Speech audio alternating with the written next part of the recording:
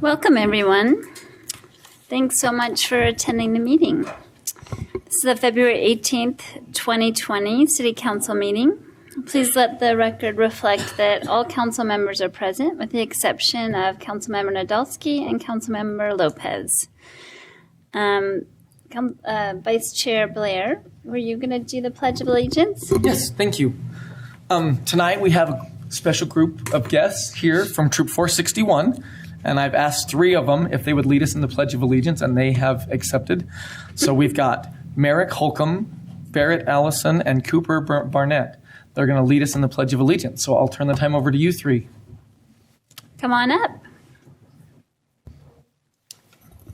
Will the audience please rise for the Pledge of Allegiance? I pledge allegiance to the flag of the United States of America and to the republic for which it stands, one nation, under God, indivisible, with liberty and justice for all. Thank you, gentlemen, so much. Do you want to tell us a little bit more about your troop and what you're doing here tonight?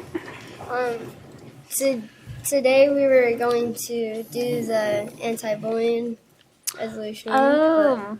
Apparently that is not up, so right now we're just going to see what it's about. I really appreciate that one. You can always come back when that comes back on the agenda. They said they've been studying up about government, right? Yeah. They had some really tough questions for me earlier, so they've done their job.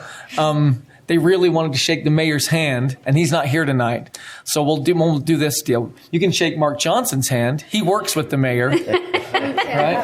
At least Okay. And then maybe if you come back for the anti-bullying, maybe the mayor will be here that night. And then you'll get to shake his hand that night. So then you'll get them both. Okay. All right? But thanks so much for helping us out with the pledge and for being here tonight. And for those that Bart, brought you let's have them say their names. Okay. Hey, Merrick, do you want to bring your troop up and have everyone introduce themselves? Yeah. Awesome. And is your troop 461? It's 461. Oh, nice. And I asked them, they all knew Ben Nadolski. So, Oh. yeah. Ben is unfortunately unable to attend tonight, too. I know he's going to miss seeing you. I'm Cooper Burnett. Thank you. I'm Caden McGill. I'm Barrett Allison. I am Ty Klein. I'm Michael Goldner. I am Logan Jones. I'm James Stamp. I'm Noah Carrera. I'm Benjamin Hoxer. I'm Merrick Holcomb. Well, thank you so much for coming. Thank you, guys. Thank you. Please join me in a moment of silence.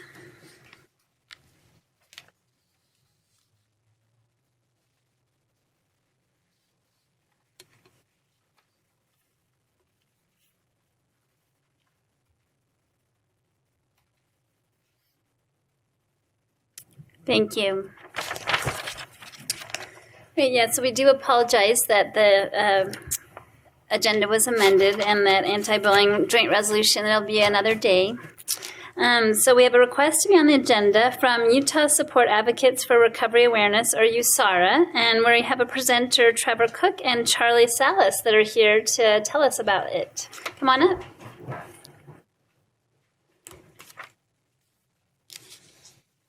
Thanks so much for coming. Thank you for the opportunity. So I just want to introduce myself. I don't know if you, lift up a little. My name's Trevor. I'm a person in long-term recovery.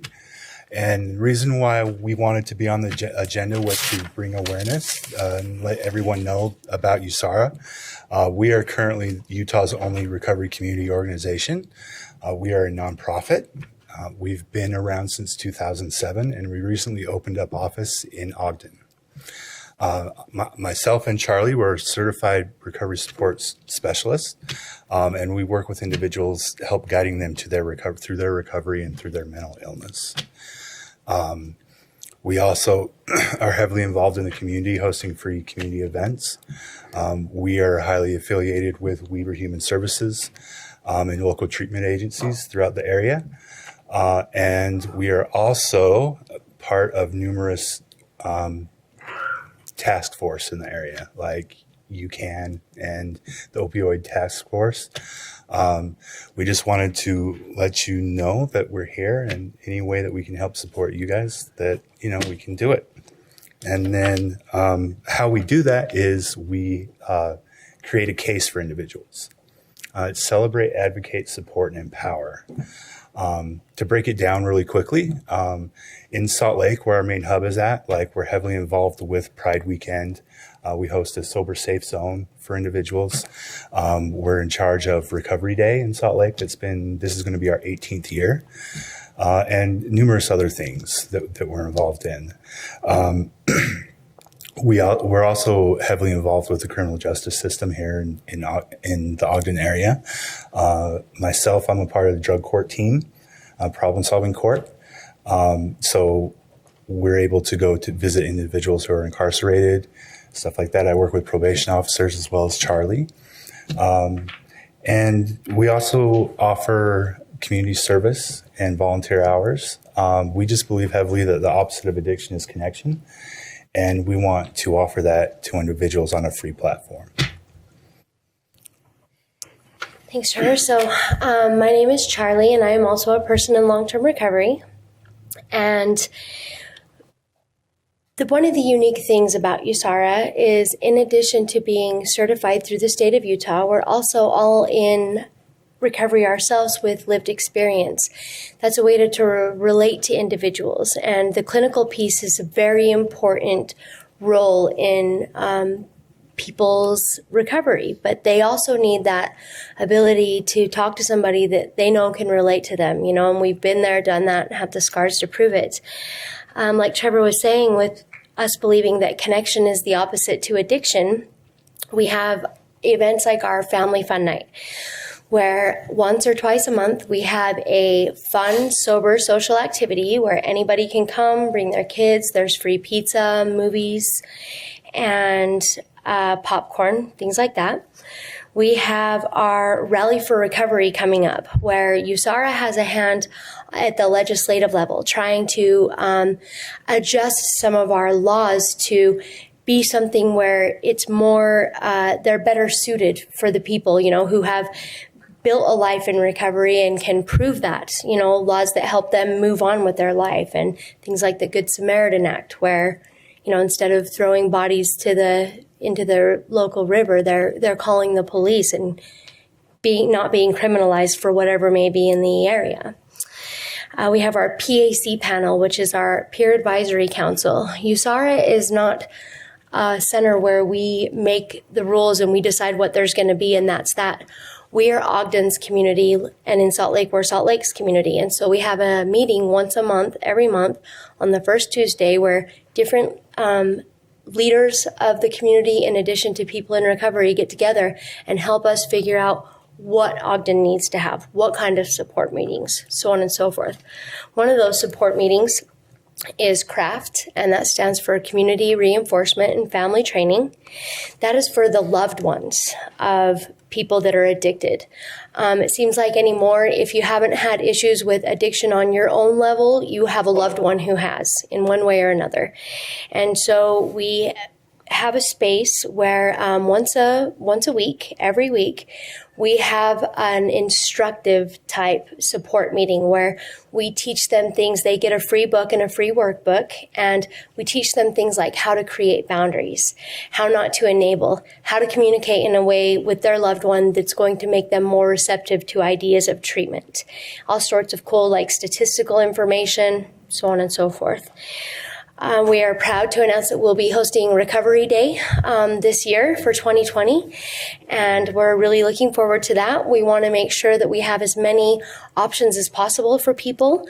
We want to have staffing agencies or companies that will hire, people with a criminal record.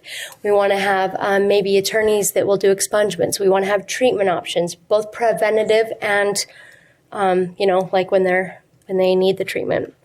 And last, we are always looking for more opportunities to be involved in our community and to get the input of what the community wants. So that's all. Thank you guys so much. Does anybody have any questions or comments?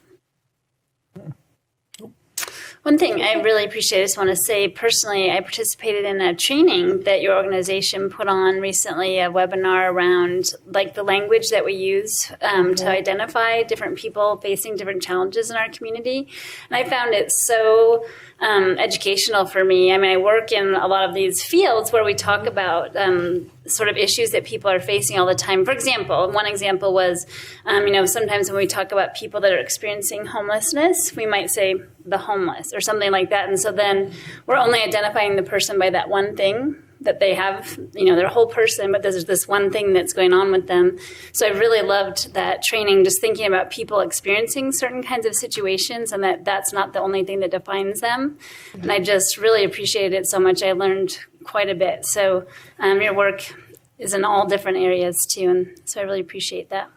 Thank you both so much for coming. Chair, do they have an office in the area? Yeah, they just moved to the area. Do you want to tell them about it? To the area.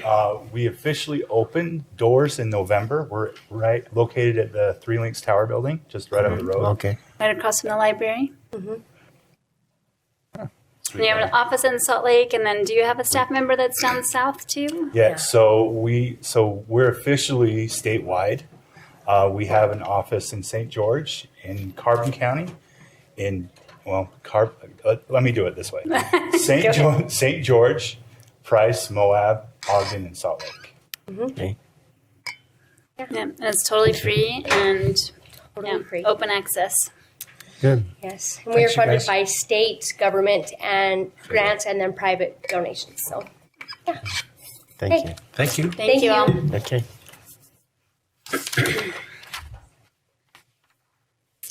Now I'd like to invite our Community and Economic Development Director, the annual report, so Tom Christopoulos. Thank you.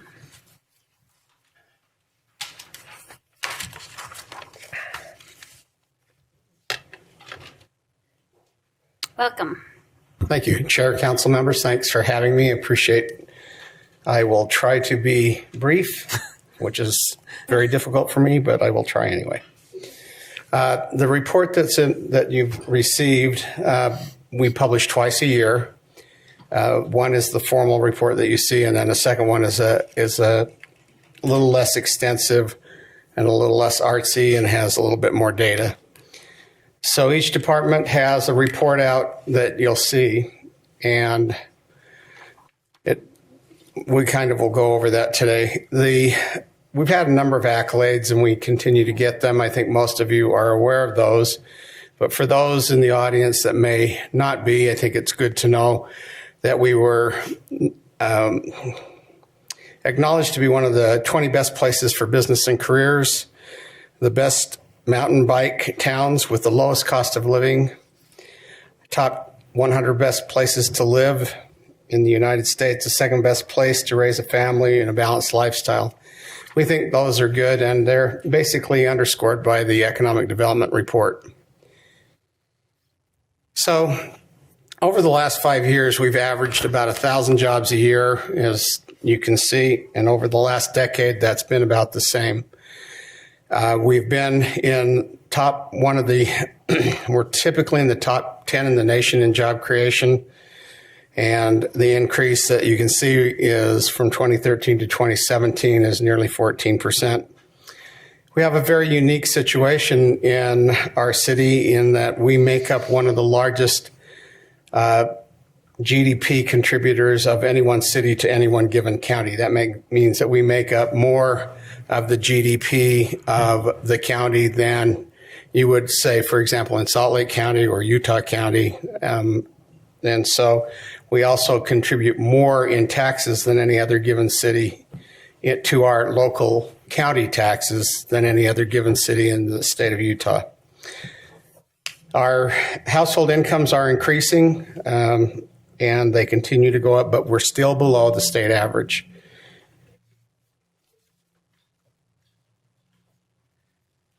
So we had 15 recruitment projects this year, 15 retention and expansion projects, 600 projected initial jobs from those companies that we landed, which I'll show you in a bit. 307 projected additional jobs based on the type of jobs that are there, $82 million worth of economic impact, and 31 million in change in earnings that those jobs will create, and about a $1.3 million change in local taxes, and that's typically through property taxes or additional sales taxes that we gain. Economic trends, the county, we continue to provide 3,740 jobs. This is on the county basis. So if you take the number of jobs that I'll talk to you about locally, you'll see that a good portion are being created in the county as well as the city. Our unemployment rate is, I think throughout the United States, is fairly low. We're a little higher than the rest of the areas around us.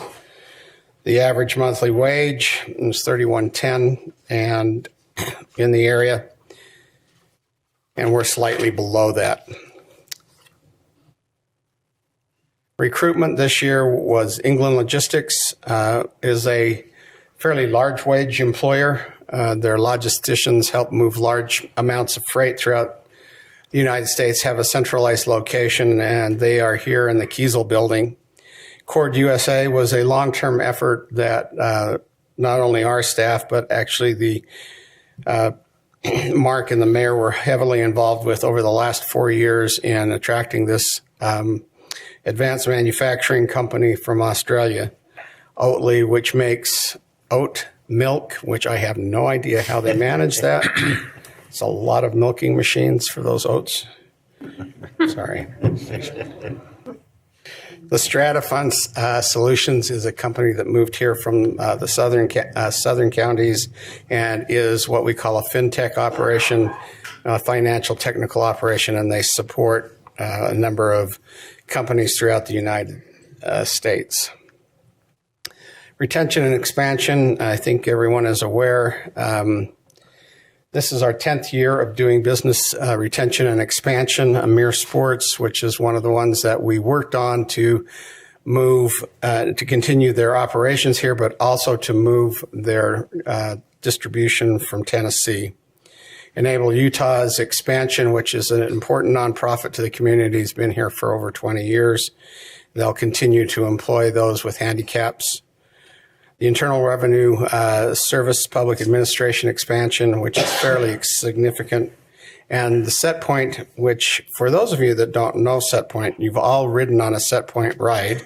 If you've gone to Disneyland or any of the other places, they also make all of the production equipment for Tesla and a number of other things that are out there. I'll let you kind of deal with the additional projects that we worked on. They're smaller ones. We wanted to also let you know that we work also with small companies. The Business Information Center is where our small business loans are. Some of the loans that we did this year were Taboo Pizza, Wildflower Outdoor, micro enterprise loans, and She's Dope Too. Use Maple Garden, which if you've been there has been open the last couple of months. La Cachina del Silva, El Changaro Loco, and the Elisa Rojas Insurance Agency, and all of those go through a training program, and then we give them various funds that they need to get their businesses started. So we loaned over $225,000, which doesn't sound like a lot, but we create 26 jobs predominantly this year in low, moderate income classes. That is not always the case, but in this year it was.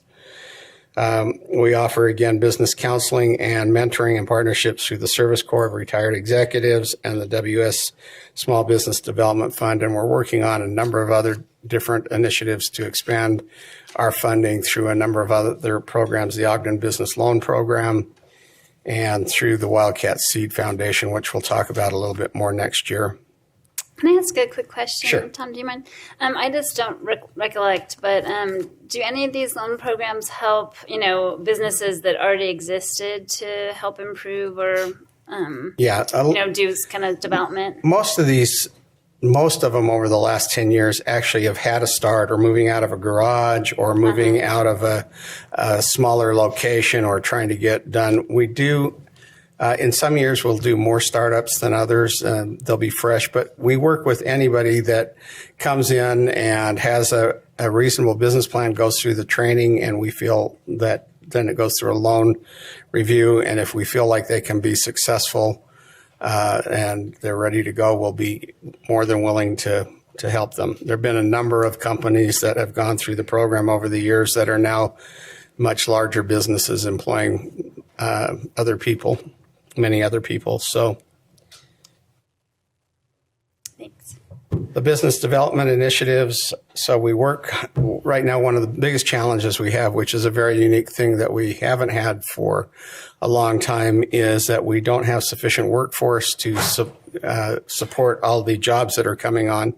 So workforce alignment efforts continue with Ogden and Weber School Districts, the Weber State University, Ogden Weber Tech College, Hill Air Force Base, Utah Advanced Materials, and other things. So with the expansion of Hill Air Force Base and secondary missions that are coming out of there, it is creating a significant challenge for everyone in northern Utah to support those businesses.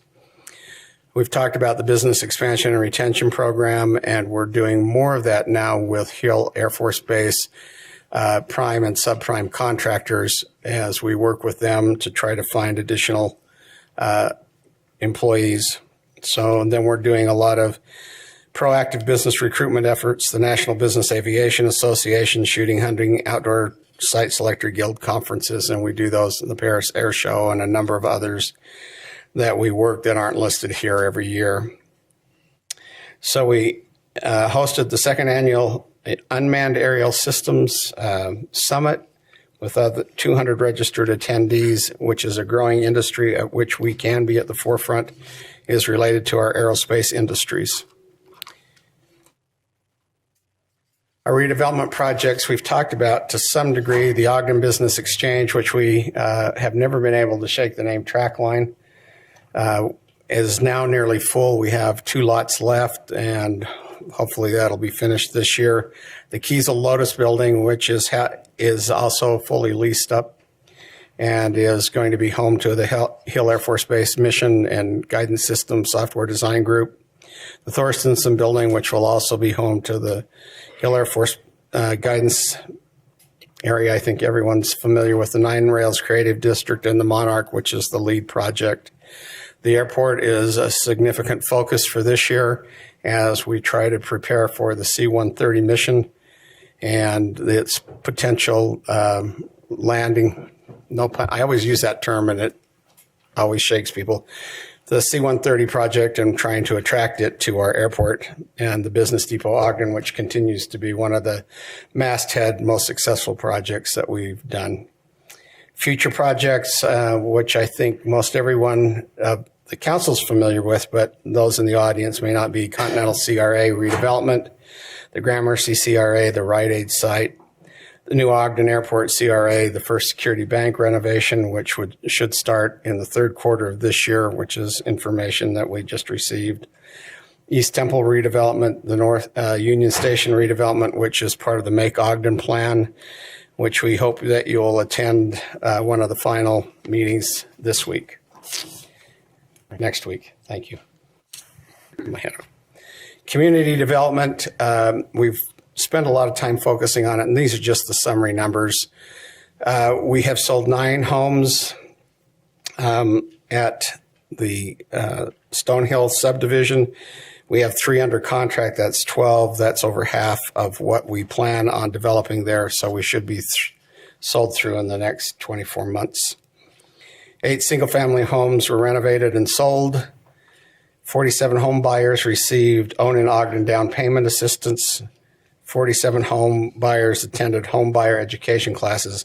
One relates to the other because you have to have the education before you get the other one.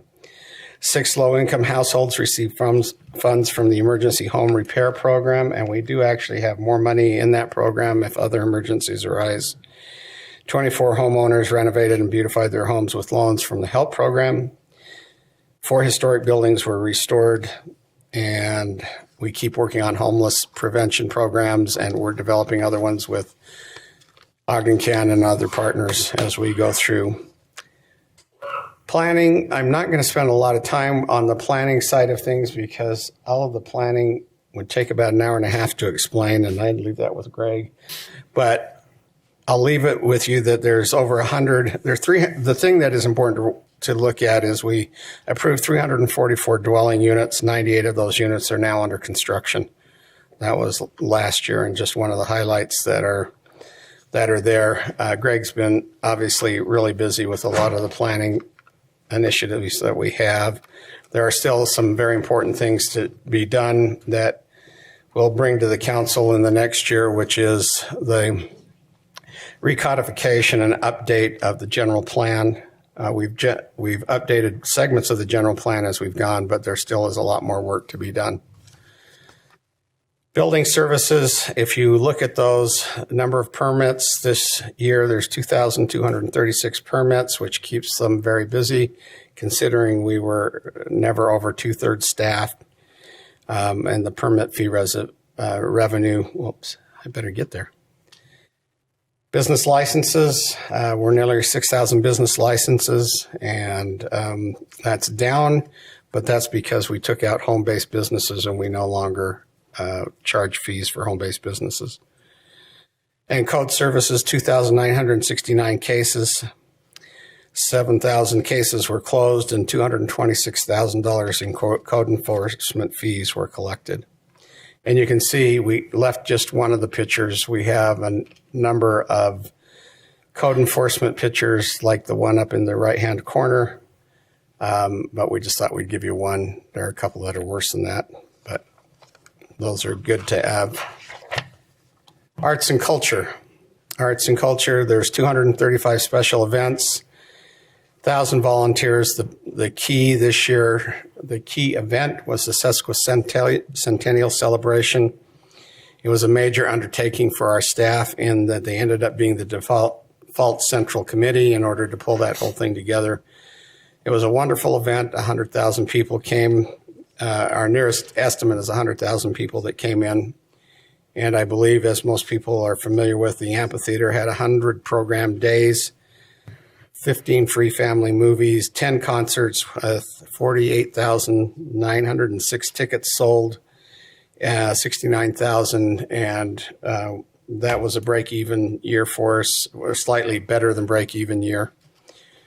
So Christy and her group basically needed oxygen at the end of the year and deserve it well. Arts, which our focus on arts started about 4 years ago, and so there's the 100,000 in arts were awarded to 27 grantees. We've had that program longer, but we restructured it. 10,000 people attended the first Friday art stroll, and 28 participated in galleries and businesses. And the Mayor's Award in Arts, which has been a long-term tradition. The Nine Rails District got off the ground, and we have $570,000 encumbered to create and install 4 new public arts projects. The Junction parking structure walls, the Corner Plaza public art piece in conjunction with the plaza upgrades, design work for Ogden Avenue Art Plaza, the installation of the directional sign in the Junction Park.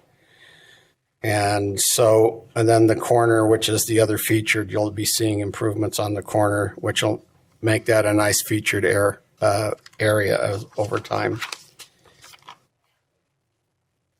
The airport increased operations by 20%.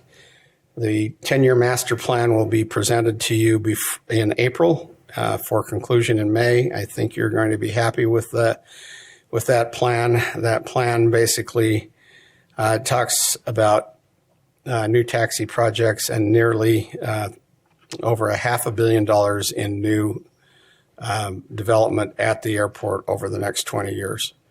That's it's one of the major economic development efforts for the city in the next 20 years, and one that we'll be happy to share with you as we go through it. So we continue to ride our flights to Mesa, and we continue to, which are 92 to 98% full. We're still pursuing other commercial flights. There are starting to be some more emerging companies that are looking at secondary airports. So hopefully we'll be able to report something to you in those days. So there are 307 based aircraft. That's an increase of 23% at the airport. and the aerospace, and we are working really heavily with organizations such as Northrop Grumman Boresight, U.S. Forest Service, Hill Air Force Base directly. Airport and business development staff are trying to land some of these businesses, and there are a couple of them that we should be able to talk about in the next 90 days. Union Station, as you know, is this the third year or is this second year? Third year that we took it over. We're up over about 100,000. We're at 100,000 visitors. We've completed additional Union Station renovation and beautification projects, taking care of the fountain, doing the bathrooms, repairing one of the oldest boilers on the planet. And so those things continue to go on. We've hosted 12 annual multicultural events, accounting for an increase of 15,000 visitors. The Day of the Dead was one of the kind of new great public events that were done in the last year. The museum continued to see year-over-year increase. So busy department, lots of things going on. I'm happy to answer any questions. That's kind of the shorthand for all of that. Great job. Thank you. Any questions or comments? Good presentation. Thank you. Those jobs that are coming, are they higher within normal wages? What kind of jobs are we seeing in the 600 and some this year? The 600 jobs this year are pretty much, with the exception of the logistics jobs, are pretty much in the mid area. The jobs that we're currently recruiting now are very high paying. So the jobs that are coming in the C-130 project and some of the other related projects are in six figures. So a lot of the emerging technical jobs that are coming out of Hill Air Force Base are very high paying. And they're also very skill oriented. And so that's one of the big changes, trying to find employees that have those skill sets and being able to match them up. One of the things that we've had to do is we used to recruit companies. Now we recruit people. And so we have to recruit people that can fill the skilled positions that are there. But I think it's one of the trends that you're going to notice most significantly over the next 5 years is that the job valuations are, as far as what they pay, are going to be significantly higher than what we've had in the past. Great news. Yes, thank you. Thanks, Tom. Good, so now we have approval of the minutes, the joint work session of November 19th, 2019. Councilmember Heyer. I reviewed those minutes and found them to be accurate to the best of my recollection. I second it. And I'll make a motion that we approve minutes.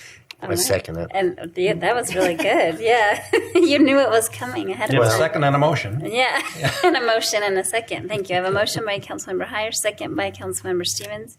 This is a voice vote. All in favor? Aye. Any opposed? Since I ride with him to council meeting, Yeah. I You can can read his almost mind. anticipate what he's thinking. Great. And now we have a common consent agenda item, Central Weaver Sewer Improvement District Board, the consideration of appointing Councilmember Heyer to the board. Chair, I will go ahead and make a motion that we adopt the item listed under common consent. Second. We have a motion by Vice Chair Blair and a second by Councilmember White to approve the common consent. All in favor? Aye. Any opposed? Thank you. That passes. Thank you for your service, Councilmember Heyer. Thank you. Thank you, gentlemen, for coming. And their parents. Thank you very much. So now we actually have reports from the Planning Commission, but first I wanted to quickly review our... Chair Chaburka, Oh, I'm please. sorry. Just go back. The CED report was except for review. Oh, I'm so sorry. I missed that. Thank you And so I'm much. sorry I was slow. Oh, no. We were so fast. I apologize. I didn't remember that. Would anybody like to present a motion on that item? Yeah, I'll make a motion that we, on item 4B, that we accept for review the Community and Economic Development Annual Report. Thank you. Second. So we have a motion by Councilmember Heyer, second by Vice Chair Blair to accept the report. All in favor? Aye. Any opposed? Okay, thank you. That passes. Thank you so much, Janine, for the reminder there. We're just ready to move on.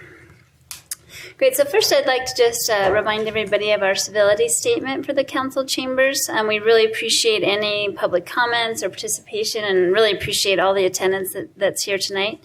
Just want to make sure that we remind everybody that this is an atmosphere of mutual respect and civility, and we'll maintain that during the proceedings tonight. We all, of course, will remain dignified, respectful, and courteous during the city council meetings, and we would ask that of everyone else, please. We value all the opinions and points of view as long as they're presented in a civil manner. The council will not tolerate personal attacks, rudeness, disrespectful comments, insults, name-calling, or belittling comments. We certainly want to maintain an environment where everyone feels safe in expressing their opinions. And so we don't do clapping, shouting, or booing during the meetings unless actually the chair says it's okay. Also, we wanted to make sure to point out, and we'll make sure that this is, well, everybody's well aware that we do have services if you need help with not being able to hear the meetings very well, or if you'd like translation in Spanish. We're always happy to try to arrange some of those accommodations ahead of time. Thank you. So tonight, the first report is the proposed Lynn Community Plan Amendment and rezone at 150 to 152 West 2nd Street. Just so the audience members are aware, if you're here for that item, we think that there might be a chance, depending on the length of the meeting, that this item might be tabled until next week for a decision. But we really do want to hear all of your opinions and ideas about it. So first, we'll have the presentation by Greg Montgomery. Thank you. Well, he's coming up, Chair. If I might just kind of interject that we felt a little handicapped without two members of our council tonight. We felt like we maybe ought to postpone it just so that we could get their attendance for this as well. So, yeah. Madam Chair, members of the council, you have before you tonight a recommendation from the Planning Commission regarding a petition that had been filed by Sean Strong, looking at rezoning the property that is just to the west of the northwest corner of 2nd and Wall Avenue. The Planning Commission reviewed this petition of looking at 4.72 acres of property that is presently zoned R1, and that is the area outlined in red, and looking at the request to rezone it to R3. Originally, the petition was for R5, but that was amended, and the request was to look at this area in red as R3. Now, the area in yellow, you have rezoned to R3, conditional overlay, which is 3.13 acres. As you can see, this proposal is larger than the original one you looked at, and basically has its frontage off of 2nd Street, and then goes north up to the existing subdivision that is north of this area. One of the things the Planning Commission looked at and determining any request to rezone is how does it fit with the community plan. And this petition actually had two parts to it. One was to amend the community plan, and when also to consider the rezoning. The reason for the amending the community plan, as you see in this drawing, is that area in yellow, which corresponds to the area rezoned, talked about having an R3 conditional overlay option or a professional institutional or a light commercial option. The petition that took place last year was for it to be residential R3 option, but the plan does not show anything beyond that corner in terms of having an R3 opportunity. One of the things that the Commission considers is what has taken place in terms of development. This property, as you can see in this photo, this is an older photo before the area developed where it is today. So if you take a look at a lot of the vacant property that exists now, compare that with how it looks today, you'll notice that this corner or this area is one of the few areas left of development in the Lynn community area. Since the planned development, 483 homes have been built, 14 duplexes, 66 units in apartment. A new elementary school has been moved from the east side of Wall to the west side of Wall Avenue.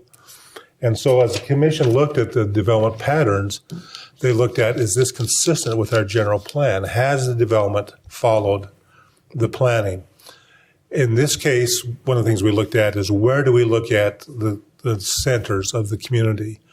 One of the centers the plan talked about is at 5 Points, and that being the concentration of those different roads, the 5 roads coming together at that point, and being that really is the heart of major development and density occurring. And then the plan shows lower densities happening away from the 5 Points area, and then something potentially happening maybe at the BDO entrance off of 2nd Street. So the questions the commission asked themselves is 2nd and Wall also a center? Does higher density reflect the character of the neighborhood? And does the density proposed, does it isolate the neighborhood? And is this area in transition? And have there been changes that have been inconsistent or consistent with the planning efforts? One of the things we looked at is the neighborhood character. This kind of gives you an idea of the different densities that have developed. Fort Bingham subdivision at 3.6 units, Aspen Acres 4.4. Some of the earlier multiple family developments, such as Parkwood or Bramblewood, which was done many, many years ago, were at 11 and 15 units an acre. And recently in the commercial zone, there's a 22 unit an acre development taking place of low to moderate income housing project. Greg, do you mind just explain what DUA stands for? Dwelling units an acre. So the overall development pattern in this area has been somewhere between 3 to 4 units an acre. That's been the average, except in those areas where it has been zoned R3, such as Parkwood or Bramblewood, or where it is zoned commercial, such as where the 5 Points Center is located at. After looking at that, then the commission also looked at consideration. This is a draft concept of what is being proposed to be done with the R3 property if it is rezoned. That would they take the density from 0.6 units an acre to 18.6 units an acre with this concept that had been proposed with rezoning. The other consideration was not only is it a plan amendment, but it's also a text amendment to the community plan. In 2000, I want to say 2005 or 2007, one of those dates, after many variations of petitions to look at the rezoning the corner property, the community plan was amended to also add language that was a clarification of the map and saying that the vacant property would be considered first in any rezoning request, and that with that vacant development, anything that is rezoned should be done as a conditional overlay. And that the intent of the community plan was that combining additional properties beyond the corners would not be allowed without being consistent with the plan. Therefore, as the Planning Commission considered this request, not only with the plan map, but also the plan language, they felt there were some inconsistencies with the proposal to go beyond the R3 that had already been rezoned. The next consideration was, what do the different zones mean? What do they allow? R16, which the petition property is now. Can I back you up Yes. just a little bit before we get too far ahead? On your previous slide, talked about combining properties other than on the corner. Define the corner, if you would. So the corner would mean those parcels that existed that had frontage on 2 streets. So as if this the one gets parcels existed then, does it make it the corner property? Well, that's what this is saying, is you can't combine and now make that corner bigger from what it was in the plan. That's what I wanted to be clear on. Yeah. Okay, thank you. Yeah. So then, again, looking at what does the different zones mean. R16 is single-family zone. It does allow planned unit developments to occur if the property is at least 5 acres in size. And the general maximum density is 7.2 dwelling units an acre. What does R2 allow? Many, 2001, a lot of this area that is now R16 was R2, and it was downzoned. But again, in terms of density, it didn't change what could happen in terms of a subdivision or PUD What it did exclude was duplexes being allowed to be developed as part of that individual lot development. And R3 allows from single-family units to multiple family units, meaning more than one dwelling in a building. And that gets up to a maximum of 18 units an acre if you build an apartment building. If you're doing a PRUD, you're somewhere around 15 units an acre. So that kind of gives you that sliding scale of how these zones reflect how development patterns have taken place in the neighborhood. And so when we talk about rezoning, that's what it talks about, what changes could take place in terms of the number of buildings. Again, as the commission talked about, the character of the area has changed, but has not changed from what was anticipated. The developments have been single-family homes. The duplex developments that took place at the more southern part of the community was, in fact, one of the reasons we went to the downzoning of much of the property in the city from R2 to R1 because of the duplex developments and the lack of home ownership in any form in that area. And so I was trying to restabilize the area, make sure we have a good mix of housing, and look at the options that could take place in the future. In terms of special circumstances, the commission looked at, are there any regional changes that have taken place or transportation changes? And do these conflict with the general plan and the objectives? The commission's conclusion was that it did not, that the things that took place in 2005 or 7 that led to that corner being proposed as the plan has with R3 possibly on the corner, but other properties being R1. They said the other items that have taken place have not led to a need to consider a plan amendment. So in their recommendation to you, they're recommending that the Lynn Community Plan not be amended, and that vote was 7-0 to deny the request to amend the plan. Now, I also want to just cover the other part of the petition, and that was actual rezoning request. So these are the properties and the present owners who properties would be considered in the rezoning if you consider that. Again, one of the first steps is it consistent with the community plan? Well, once the commission answered that, then they looked at these parcels and said, well, if it's not consistent with the plan, how do we move forward then with considering rezoning the actual property if the plan doesn't lead to that? And so these areas that are outlined in red in the 4 different property owners, the commission felt, again, that because of the inconsistency with the community plan, that the zoning is not reflecting the character of the area. The concepts for development being more property now fronts 2nd Street and does not front Wall Avenue, that the idea of transitioning from higher density to lower density is a more important principle to follow than expanding the higher density further along 2nd Street. And also that is there a demonstrated need for the additional high density or higher density, I shouldn't say high density, but medium range density on this further vacant piece that's more into the middle of properties rather than on the main traffic streets. And again, as they looked at those items that are part of the community plan and the general plan, they also felt that rezoning would be inconsistent and recommend denial of rezoning the properties to R3. So that's the Planning Commission's recommendation to you regarding those 2 items, and they are intertwined. One has to happen for the other to happen. Any questions you might have of me, or? I do have another question. I don't know if you've got a slide that shows the street and the island that's in the street. Yeah, there you go. Uh-huh. So all of that would have to exit onto 2nd Street. So it looks like it's essentially all a right out and right in. Is that correct? Yeah, and then you'd turn, do a U-turn around the island. A U-turn. Mm-hmm. Yeah. And that's still in place for the thing on the place on the corner too, right? The place on the corner could actually probably. Part of the CO was that they had to have a right out off of that too. That's if my well, they have a Wall Avenue access. That's true. Other than the wall, and then then they have the Second Street access too. But the Second Street access is before the island, so there would be those people who would.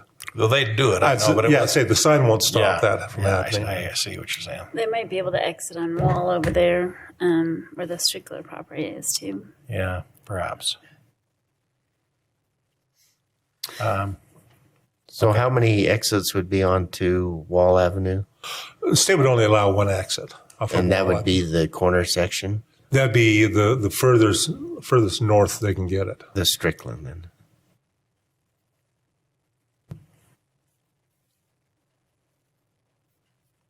Okay, I'm good. Any other questions or comments for Greg? I would like to go back to inconsistency of the area. I'm sure as we see development and changes in the area, could you just review again that, to me, I got the impression that you said that the Planning Commission considered that there was no drastic change to the area, and that's why inconsistency was not available in this concept here. So. Yes. So if you compare these two photos, the development that has taken place has been single-family homes. Okay. And that is what the zoning allows. There hadn't been development of any other types proposed since the plan. That was not what the plan had talked about happening. So those areas that were zoned multiple family have developed as multiple family. Those areas that are commercial have developed both as multiple family and commercial. And that's where those changes have taken place to address housing needs. And the single family areas have grown and developed. And while they have become smaller lots from what the original property had been with larger farm lots or pastures, as they've developed now into the smaller lots, that has all been consistent with how we would see development taking place and the road patterns that are developed to then circulate around those areas. So the community plan lends itself to single-family dwellings, is that right? In majority of the areas, and then in those areas that I mentioned, the 5 Points itself, or the plan talks about at North Street and Harrisville Road, that is a potential area for multiple family to occur. So it has identified those areas where multiple family can occur, and those areas where single family should occur. But the areas that you pointed out was not in the condensity of multiple in the plan, family. Yes, as far as becoming multiple family. Other than the four corners on Second and Wall. Okay. Any other questions? We can invite up the petitioner, Sean Strong. Thank you so much, Greg.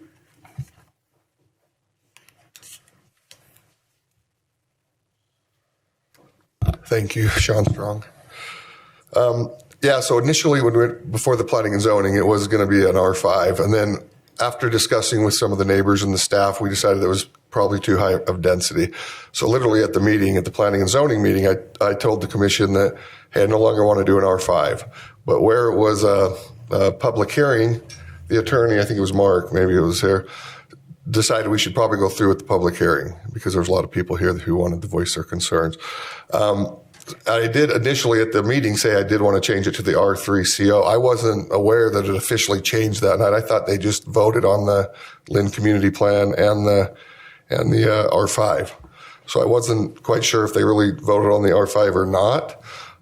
But just to be clear, these are single family dwellings. I think originally the original developer came in and was planning on doing multifamily, and my initial R5 was that intent as well. However, since then, it is single family dwelling. They're attached homes. So they each have their tax ID number. They're not rental units. They're not high rise. They're not high density. It's low to moderate, just like Greg said as well. After the meeting, I did meet with some of the neighbors because there is some concern with some traffic in the area. So I went ahead and did a traffic study because I know it's a concern for some of the residents and the cities as well. And so I went out and paid $4,000 and did a traffic study, and I did get that back, and there was virtually no adverse effects with even the higher density coming into this area. I also spoke with, I think it's Dan, which is the city engineer, and shared with him, and he had the same consent that he actually said it would be like a teacup in the Titanic, is what he said. And I realized there's a lot of traffic there. In that traffic study as well, it also said that the majority, I think 2/3, 66%, they felt would access off the wall, exit, egress and ingress on the north area. On that north, I think it's the Strickland home, which is north there. They felt that the majority of the traffic would be there as well. And then another concern was obviously the historic nature of the area, some of the old farm homes and whatnot. And I met with the residents, and I first offered, hey, I'll walk away if you guys want to buy them from the homeowners and you guys can restore them. But of course they didn't want to do that. So I told them I'd work with them in doing that. Some of the homeowners that are selling these properties, they just aren't able to keep up with the deferred maintenance and the liability. As you know, Ogden City just owned that BDO property, the administrative building that they just demolished last week. And it's a historic building. And one of the reasons they did it, what your administrator said, was the liability. Even though it's a historic nature, they couldn't, the cost was too much to upgrade it, and the liability was too great at this time. So I felt like we've done a lot to keep the historic nature of the area. I feel like if you know the area of Fort Bingham and the Aspen Acres, these units will be very similar. Actually, they'll be a little better quality. They'll be the same square footage with basements, 2-car garages. There'll even be more hard surface on the exteriors as well. So. Great. So I know that several council members had lots of questions. Do you have questions for the petitioner? I think one question was, if this doesn't go through tonight, or, it stays with the recommendation of the Planning Commission, would you take it back through the process again with your new plan? Because I think that's some of the challenges, that the old plan has a very different footprint than what you're describing now. Right, and there was some confusion on that, and I would do that. And after discussion, I would just do pretty much the same developer's agreement, the same amount of units on that front piece, which I believe is 10 units per acre. So it would just be a similarity to that first piece. And one of the pieces in this second phase is on Wall Avenue. It's that Strickland piece. It's kind of an older home as well. So there would be a piece on Wall, adjacent to that corner, and on 2nd Street as well. And it would also give a third entrance onto 2nd, which would alleviate a little more pressure as well as far as the traffic goes. Questions? I wished I had you provided some schematics of the homes and what they looked like. I did email. I think I emailed them to every one of the council members as well as Greg just in the last few weeks. Whether you got them or not, I'm not sure. Okay. But I do have a question about the concern is the units per acre. Right. With when we're changing it now to the single family and stuff like that. Do you know how many units per acre you're? So currently on the corner piece, it's 10 units per acre, and I would just match that on the interior. I'd just continue that on. 10 units, the same dwelling, single family attached units, 2-car garage. I think it's 46% open space, landscaped, green area. And I believe the hard surface was 70% as far as the structure goes. So, I feel it's consistent with the area. If you've ever been through the Aspen Acres or Fort Bingham, they're all vinyl with just a little bit of stone along the front and really nothing on the other 3 sides. Okay. So, and it's important because these are for sale units, so I wanted to build a quality product actually. So, I feel like I have your email, but it doesn't have that same schematic. So maybe I'm misunderstanding what you're saying. To me, it does look a lot more like townhomes or something like that. They're single family attached homes. Okay. Which you can call them townhomes, but they're single family. I apologize. No. So multi-families like a duplex, triplex, apartments, they have one tax ID number and it's the whole thing. Okay. And a single family dwelling, even if it's attached, they each have their individual tax ID number, so you can sell each one. It's a homeowner. Even though it's a common wall, it's a single family dwelling. Okay. So, and a lot of people get mixed up on that, and the high density thing, the moderate density, and so I get mixed up all the time. It is. It's confusing. I'm a real estate appraiser as well, so it's still confusing. Any other questions or comments? So my understanding from what Bart indicated and asked the question about units per acre is that the corner piece would be 10 units per acre. Is that right? Yeah. And the rest of it would also be 10 units? Well, yeah, that's what I'd be proposing is go to the same R3 CO zone with the 10 units per acre. Okay. Initially, even again, I was trying to do a little bit more, but then I thought, well, hey, I'll do a clubhouse and pool because the more units you can get, obviously you can have more amenities because there's more people that can pay for that. But at this point, I think if we just match, phase one of that and do the same units per acre, I think that would be adequate. Good. Well, thank you so much for coming. Okay, so at this time we'll be able to accept public input, and I would just recommend if someone else has said the same thing you're planning to say, maybe have them be a spokesperson for your group. We have received a lot of emails and other correspondence that we've all logged ourselves or talked to people. So if you step forward and just say your name for the record, and please keep your comments under 3 minutes.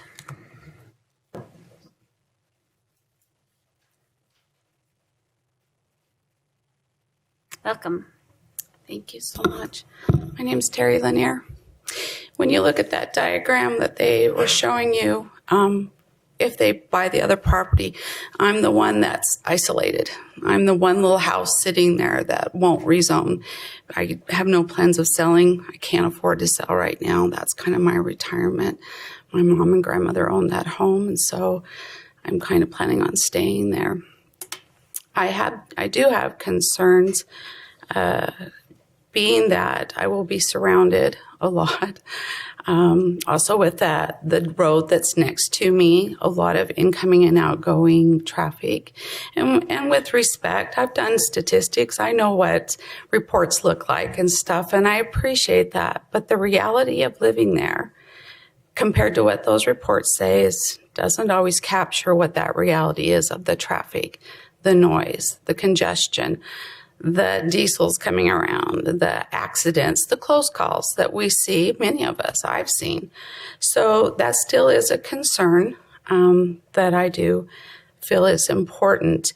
There's also a lifestyle. We've talked about that. I have actually spoken with Sean. Sean came to my home. He was very kind, and he sat and we discussed the concerns that we had at the time, and they're still the same. And just that, I guess my concern on a personal level is I bought that home with the intent of staying there. That is my home. It's not just a house. It's not just something to make money. It's where I live, and it's where I plan to live. For right now, at least, unless they push me out. And I don't want to live in the midst of a sea of a lot of people. Single homes I can understand, but a lot, I don't know if I could handle that. So those are the things that I, as a city or as a citizen, would concern myself with, and I do want to live, and I want to compromise. We do want to have that developed. I stated that the last time I stepped before the council. Absolutely, that needs to be developed, but we shouldn't just disregard those who were there first, who've invested, and who plan to stay there, who would like to stay there, would like to have those things considered as well. And I thank you for your time. Thank you. Sorry, can I just, what was your name again? Terry Lanier. Okay, I'm just looking at the parcel map. I just want to make sure I got where you're at. Okay. Thanks.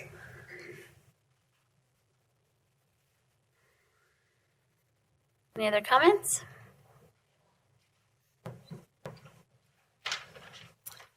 I'm Donnell Willie, and I live at 133 West 2nd Street.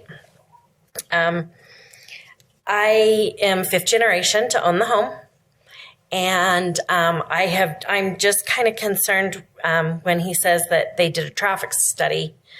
I would like to see that documentation for that, because the way that the streets has been with all of the traffic from the BDO is unreal.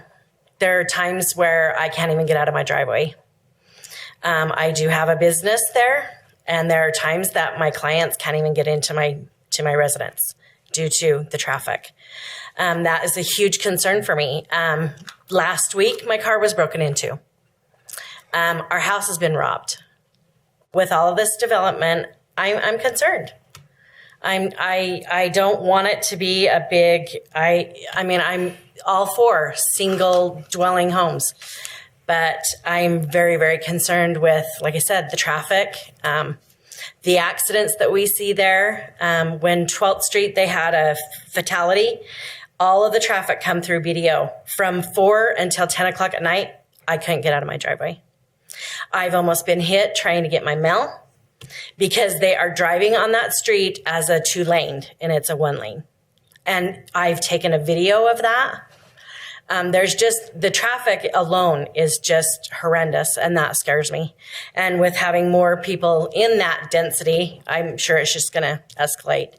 So I just really hope that you would consider us that have been there. Like I said, I'm 5th generation to own the home, and that you would rule to not allow this to go through. Thanks. Thank you.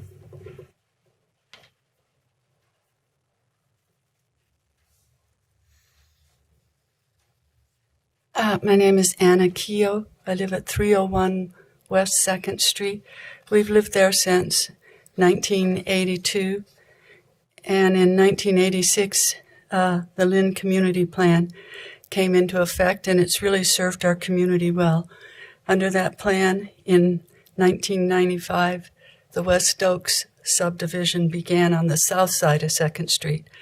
And then in 2000, the Aspen Acres subdivision began on the north side of 2nd Street. And in 2002, under that plan, West 2nd Street got sidewalks, curb and gutters, and a median to make a nice residential corridor for these new subdivisions. And on the south side of 2nd Street, the sidewalk is a curving sidewalk, and it's 5 feet wide to accommodate the 1997 walking tour brochure that Landmarks Commission published of the vintage farmhouses in the area. So it's made our neighborhood really nice. And then in 2004, the Fort Bingham subdivision was built on the north side of the street. So under the community plan, we have these subdivisions with 3 to 4, I think it's 4 units per acre, and it's just worked really well. And I think I'd like to just see it stay that way, a continued low-density housing with 3 or 4 units per acre. And I think all of us that live there are really happy with our neighborhood and with our subdivisions. We're really proud of it. We just like to keep it the same way with single-family homes. Thank you. Thank you.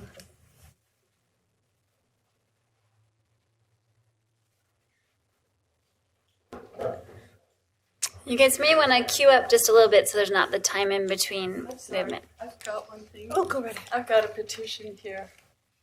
You can just give it to that man right there. Okay, that's 40 Chair? signatures of people. Can I ask her a question? Sure. It's 40 signatures of people that couldn't attend the meeting that would like it to stay single family. Thank you. Question? Anna, you're about as close to the mayor of that community as I can imagine. That's pretty accurate, right? Yeah. How has like the Aspen Village, Aspen, whatever it is, Anna, we thought we'd like to talk to you as the mayor of the community. You know, you've been there so long and have all the history. How has the development that's happened north of 2nd Street affected the quality of life for you folks? I think the quality of life has been, you're talking about the 2 subdivisions? Yeah, the Aspen Acres and Fort Bingham. Mm-hmm. The quality of life for me has been very good. And the friends that I have that live in those subdivisions are happy. Everything's well kept. The crime is very low. Sometimes cars are broken into. But it's a good... the community mixes well together. I think they're proud of the vintage old houses on 2nd Street, and we're proud of the nice, well-kept subdivisions on both the north and the south side of the street. So it's really just the density that you're concerned about? Yes. Okay. Yes. Thank you. Appreciate that. Welcome. Hi, my name is Julie Van Orden, and I live at 215 West 2nd Street, and we've lived there since 1996. And I'm speaking in support of the rezoning to R3. And a 2015 survey by Envision Utah found that the majority of Utahns want a mix of housing options in their communities. And in fact, the CEO of Envision Utah, Ari Bruning, said, if we want to keep any semblance of affordability, we need to make sure we have an ample supply of all kinds of housing. And I have that survey to pass. Let's give it to this gentleman right there, please, for the record. And also, according to census data, between 1990 and 2010, Ogden added approximately 20,000 residents, but only 2,500 rental units. So we've been behind on housing not only our own kids, but also anybody else who wants to move to Ogden and add to our diversity. And the population of Utah is expected to double by 2050. And there aren't a lot of available land choices in Ogden. In fact, there are only 40,000 developable acres left in Ogden, which is on par with what Salt Lake has left. And here you have the perfect opportunity, the perfect crossroads between developers who are willing to develop, an economy that supports this, and people willing to sell. And in addition to the lots we're talking about, you have people on the south side, where I live, of 2nd Street, willing to sell as well. So it's the perfect time to be able to do that. And we're right in between 5 Points and BDO. Both are walkable. And if those areas are developing in terms of shopping and jobs and transportation, then this is the perfect place to house more people as well. And when our pioneer ancestors came to Ogden, they used the land for what they needed it for. They needed a fort, and they built it. And what we need in the 21st century is more medium and high density housing. And so we should be able to do the exact same thing, and I think our pioneer ancestors would support us in doing that, in creating more housing available for more people in Ogden. And so our kids can stick around in the area, and we can avoid issues of homelessness, climate change, et cetera, because a California study found that people living in affordable housing drive fewer cars. And so the transportation isn't going to be quite the problem we think it might be. And also we have light rail right to the west of us with BDO. So thank you for your time. Thank you.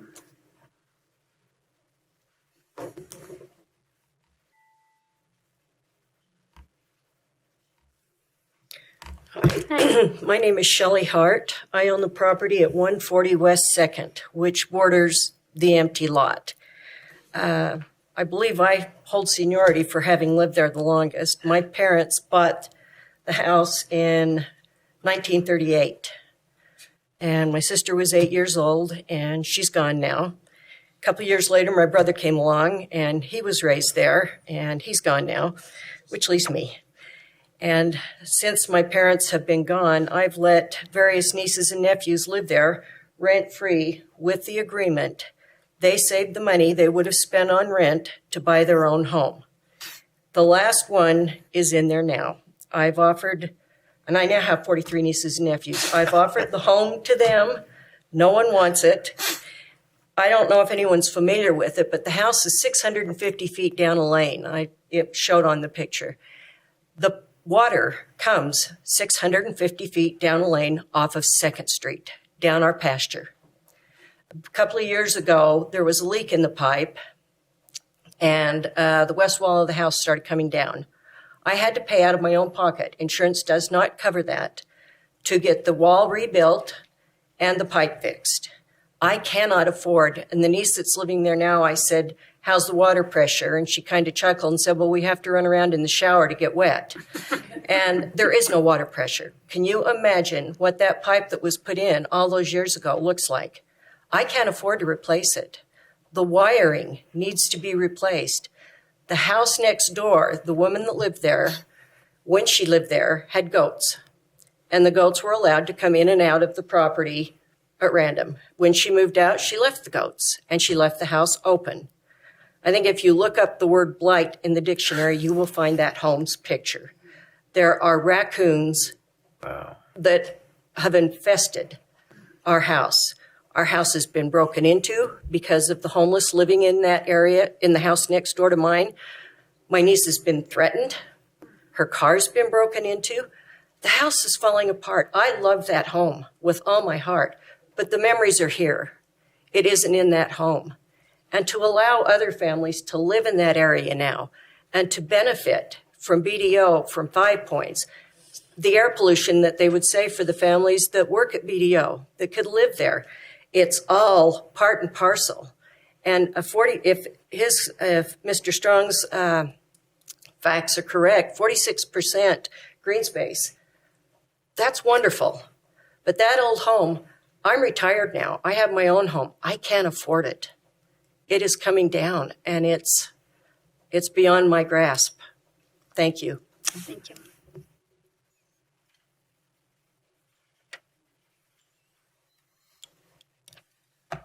Angel Castillo. I do not envy the position that the council members are in. This is very, very difficult, and I appreciate the fact that you will be putting off a decision until there's a full council, and I'm sure the community members do as well. This is a really tricky place to be because, as you know me, and I completely support what the other lady said, that, we do need housing. But at the same token, we do need to make sure that we follow our community plan. And it kind of leads us down this mixed bag of, we have, this plan hasn't been updated since the 80s. And the Planning Commission is bound legally to make decisions based according to existing plan, and regardless of what you think or what you don't think. So one of the things that I definitely want to bring to your attention as a council is there is a traffic issue in this area. I went down there when we were looking at it in Planning Commission, and I sat from 5 to 6, and it is absolutely right. There are people that are driving in the emergency lane on the side, and it is very hazardous for the citizens. So I would highly suggest that the council reach out to engineering and figure out what needs to be done to at least do striping. So I think many people drive there because it's so wide they feel that they can drive there. It's a definite danger to the citizens, and I would suggest that you reach out to engineering to see how we can fix that. With an outdated plan, we are unable to allow appropriate density. Some of the answers for this particular neighborhood might be ADUs or smaller units or townhomes of assorted sizes, but our general plan doesn't allow us to look at these things because that particular area was written in the 80s. So I highly encourage you as you move forward to budgeting, to take a look at what we need to do to get our planning department what it needs to update our plan so that we don't find ourselves in this position again. We heard about it last week. We heard about it the week before. We're hearing about it this week. And this is a song that is not going to end anytime soon. So I highly suggest that you listen to the community, and we have to act according to what we have as planned. But I highly encourage you to place adjusting our general plan at the top of the priority. Thank you. Thank you.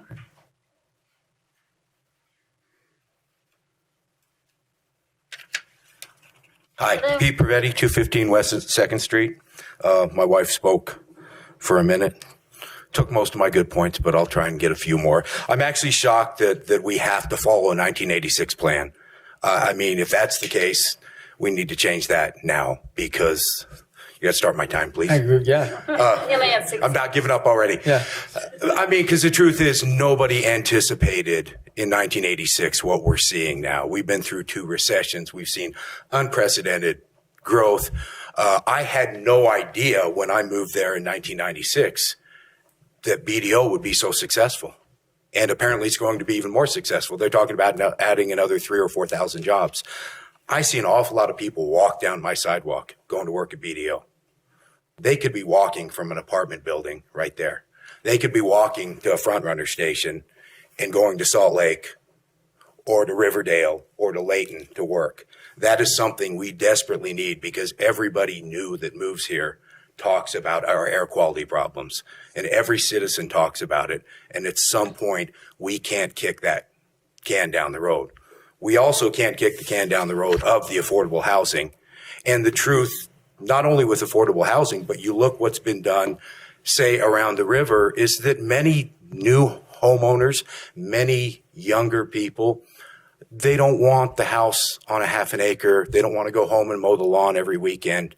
They want the row house, the townhouse. They want to be able to go out and recreate. They don't want to have to spend that much money on and that much time on doing their lawn. So right now, if you go down 2nd Street, you see residential, you see light commercial, you see light industrial, you see houses on 2 acres like mine. And my property, it's an outlier. The city doesn't want it there. We still have animal rights. The city does not want us to have animal rights. It needs to be developed because I'm not going to live forever. And when I die, it's not a high demand property. A house built in the 1920s with 4 bedrooms the same size, 2 bathrooms the same size, that's just not, it's worth much less than my neighbors' homes of the same size because they're newer. What makes sense is higher density housing there. And it doesn't really matter really how many units there. It matters whether the economy can support it, whether the need is there, and whether it's well done. Doesn't matter whether if it's a horribly done single family subdivision, then you haven't solved anything. I think also if you look at the picture Mr. Montgomery showed you, I mean, that's the result of what you've gotten. That's a result of the plan, not a result of what the community needs or the people of Ogden need 20, 30, 40 years going forward. That's a result of what the plan allowed, because that's pretty much all the plan would allow you to do. Thank you. Thank you. I can't take that with me.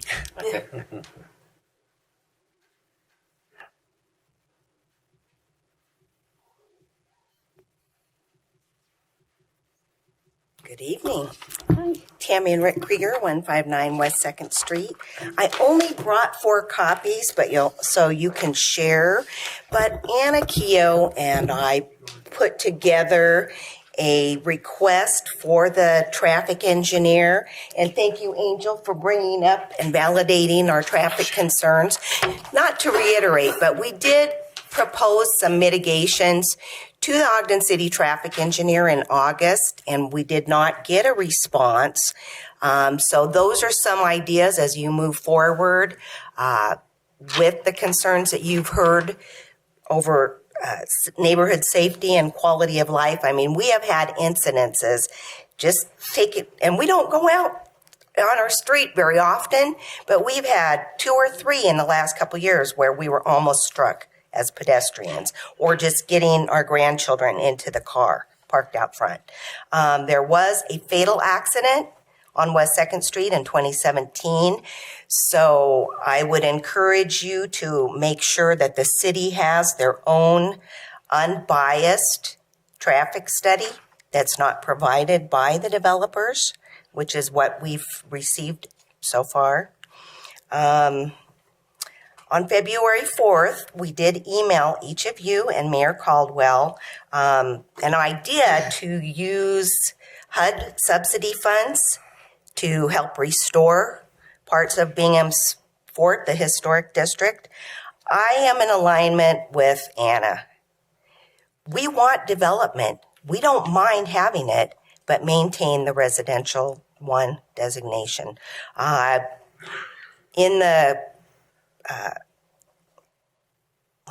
probably should read what I was going to say.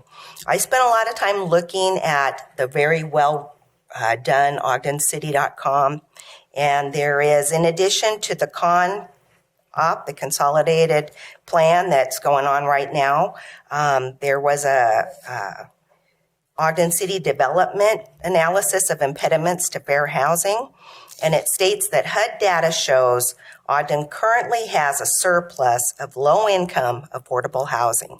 So I encourage you to look at that HUD data because it's in contradiction to what some of the neighbors are saying. And I understand that people want to move and need to sell their homes, but let's keep it R1. Thank you. Thank you.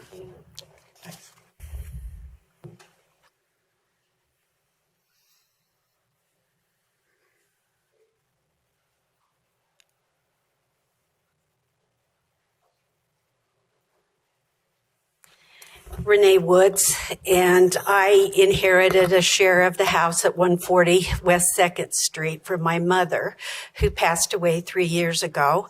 Every one of my children have lived in that home at 140 West 2nd. As Shelley said, we love that home. We are heartsick to think that we have to part with it, but we can't manage it anymore.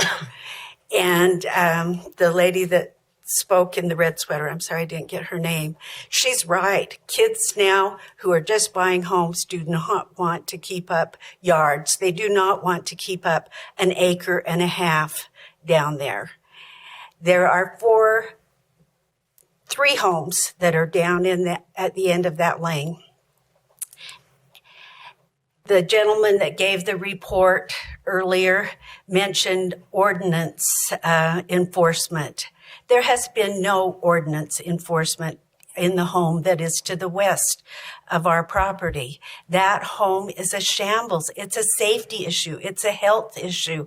On top of having homeless people in that, it's a ridiculous situation, but we're not very far from being in that situation. We cannot replace the things that are needed to make that an historical site. We don't have the money, we don't have the talent, we don't have the time to do it. And it makes us sick to lose it after all these years that our family has owned it. But to have some high quality homes, 30 more homes. The problem they're talking about with the traffic is a long-standing problem. It's nothing to do with this development. When we lived there, before it was made into BDO, when it was the depot, you had to plan a 45-minute time that you couldn't go in or out on 2nd Street because of the depot. What it is now is nothing compared to what it was, and 30 homes is not going to greatly affect what's happening there. A 1980 plan 40 years ago did not anticipate the population growth that is taking place in Utah and in Ogden City. 30 homes on that piece of property. When we were here at the Planning Commission last time, we were unaware that Sean was going to ask for a R5 density. When he said R5 density, I refused to get up and speak in his behalf. We don't want to do that to our neighbors. We don't want to make it a bad place. We love that part of town. And those homes at 30 homes that he's looking at adding are going to add to that community and add to the things that go on, bring good people in at a better rate than decaying, decrepit places that are bringing in homeless people. Thank you. Any other comments?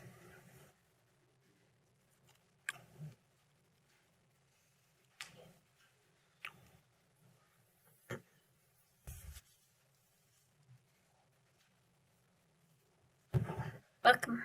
Good evening. I'm Dave Montgomery, and I live at 317 West 2nd Street. The issue, as I see it, is not the people not wanting to sell or wanting to sell their homes. I mean, that's no problem. You know, there's a lot of property there. I can see people selling their homes, and for the development, that's not a problem. It's the density that worries me. And of course, the traffic has been mentioned a lot of times. And I'd like to see a good traffic study. I know in the past when they've done traffic studies, they've had the wires across the street that counts the cars. I didn't see that this time on the study that was mentioned. And I read in the paper, it's been last year, early last year, in the Standard Examiner, that they had a study that they counted 22,000 cars a day going along 2nd Street. I don't know if that's true or not. I don't have it with me, but I read that in the paper. Anyway, I'm not opposed to development. I'd like to see that developed in the old houses that are been mentioned that are having problems. It's just the density is the big problem for me. I think it'll be more traffic. There's a lot of apartments going up in the neighborhood at 5 Points and on 2nd Street just above Washington, Harrisville Road. by Harmon's, or well, I guess it's not Harmon's anymore. It's not Wayne's Gardens We know anymore. what you mean. I guess it was Ridley's, and it's not Ridley's anymore. Yeah. Anyway, there's apartments on 7th Street that are going up. So I just prefer single dwelling homes, and hope that would be the way to go. Thank you. Thank you. Thanks, Dave.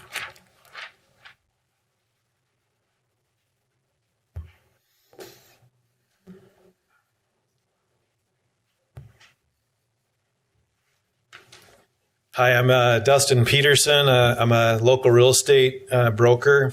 And I always get asked, hey, Dustin, how's the market doing? And I usually respond to everyone, well, how's the income in the area doing?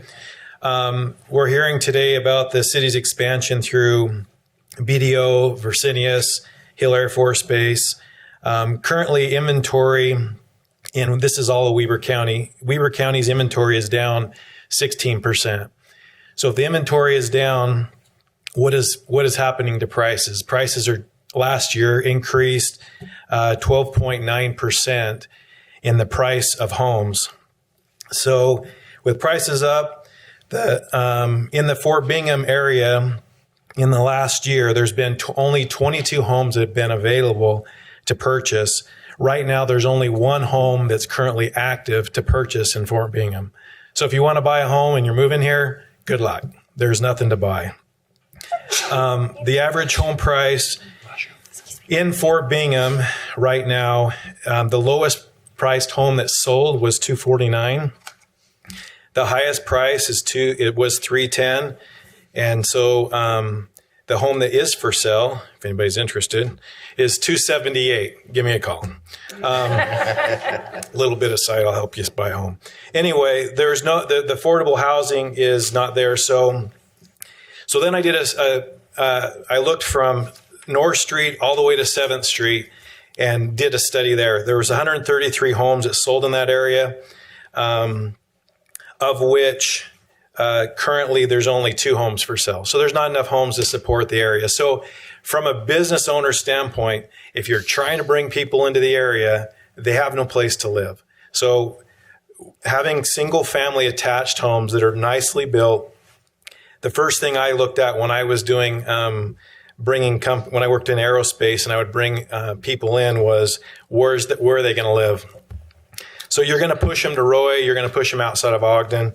Ogden has a terrible walk score. It's getting better. If you look at walk score, how far from your work or where you live to where you work to where you eat has a bad walk score. If you can increase the walk score with whatever you do on 5 points, something's going to happen there. Something has to happen there because there's no more grocery going to be there anymore. So whatever the walk score is, if you can increase that, you can make it better for the residents, clean up the blight, and I think you'll bring in new businesses as well as have a place for people to live. Thanks. Thank you.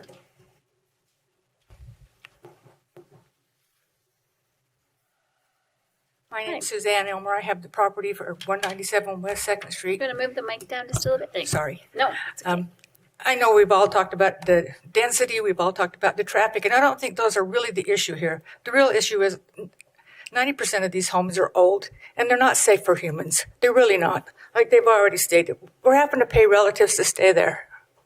My mother's 80-some years old. She can't take care of an acre of ground. She can't even take care of a front yard. She can't even drive. We really need some people to be compassionate about what their neighbors need.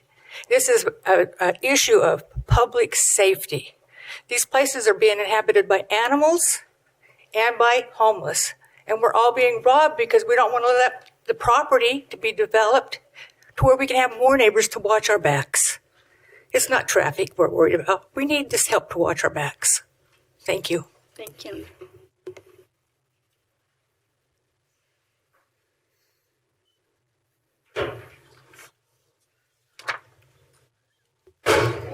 Oh, uh-oh, be careful, buddy. You okay?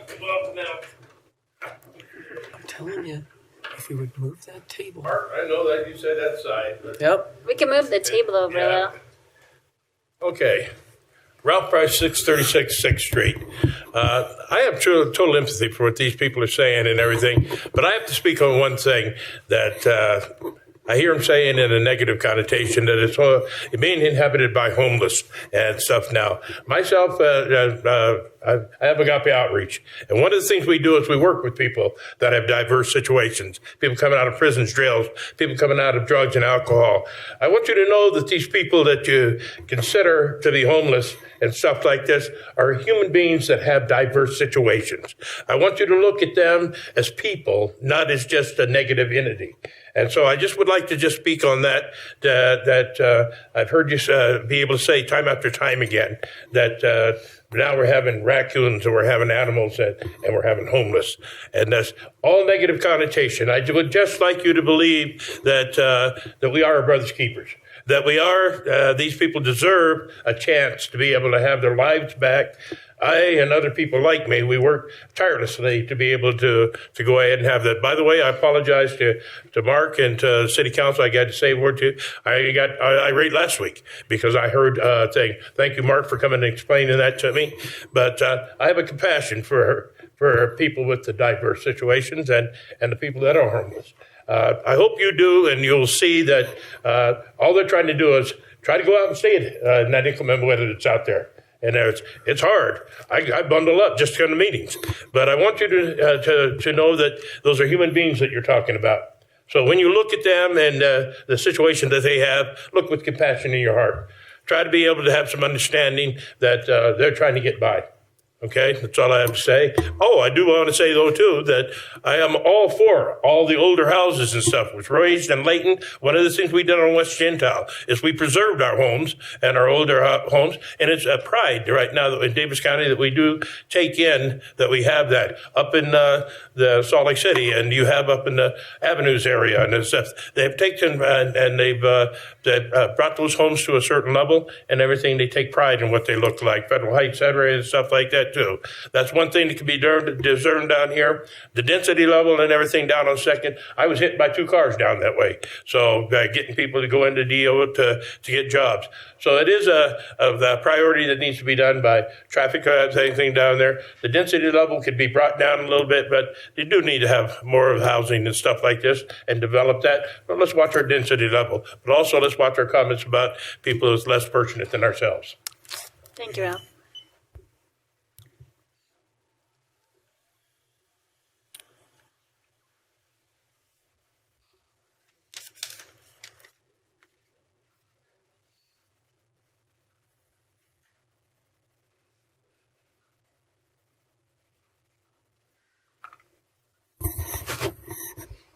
Hello, this is Bob Gibney, 152 West 2nd. Some of you know my history, and some of you, it's just your chance to get rid of me. I'm one of the ones to sell the property down there. The area has moved as Aspen built. You know, the animals and everything, they followed down to the vacant areas.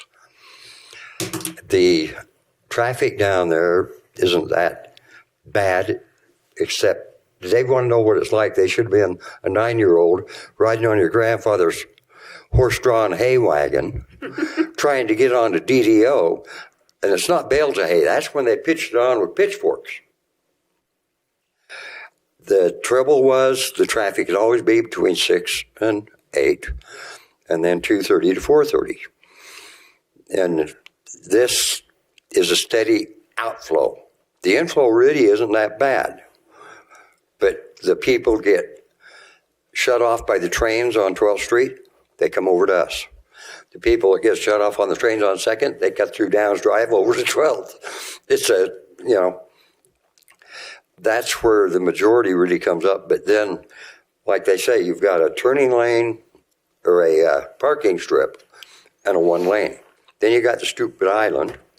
Then you've got on the other side a lane and the parking strip. On the coming out, egressing out of there, that's when the people get frustrated and everything else, and that's when they try coming into parking. One remedy is to cut it down a little bit, make it safer, would be take the islands out. Plus, to save the city water, because they're leaking over there. Yeah, no matter how many times they go over and try and fix them, But the traffic is the only problem really coming out. And my family has been there since the 1800s. There's always been a wreck down there. Once a week, twice a day, there always has been. Growing up, I watched them. When Welkers had their barn right there, the horse would get out, everybody would go to avoid it, they'd hit. It's always been a problem there. They did have that at 50 miles an hour, and I yelled at UDOT, and Vic Saunders did a study on it, and why should it be 45 coming down 89 and 45 from 2nd Street over and have a mile worth of 50 mile an hour? So it's dropped down to 45.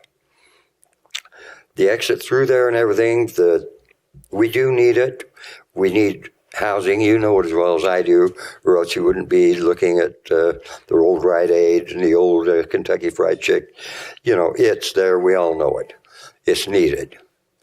Thank you. And thank you for your time and efforts in all this, because you guys have a lot to put up with. Thank you.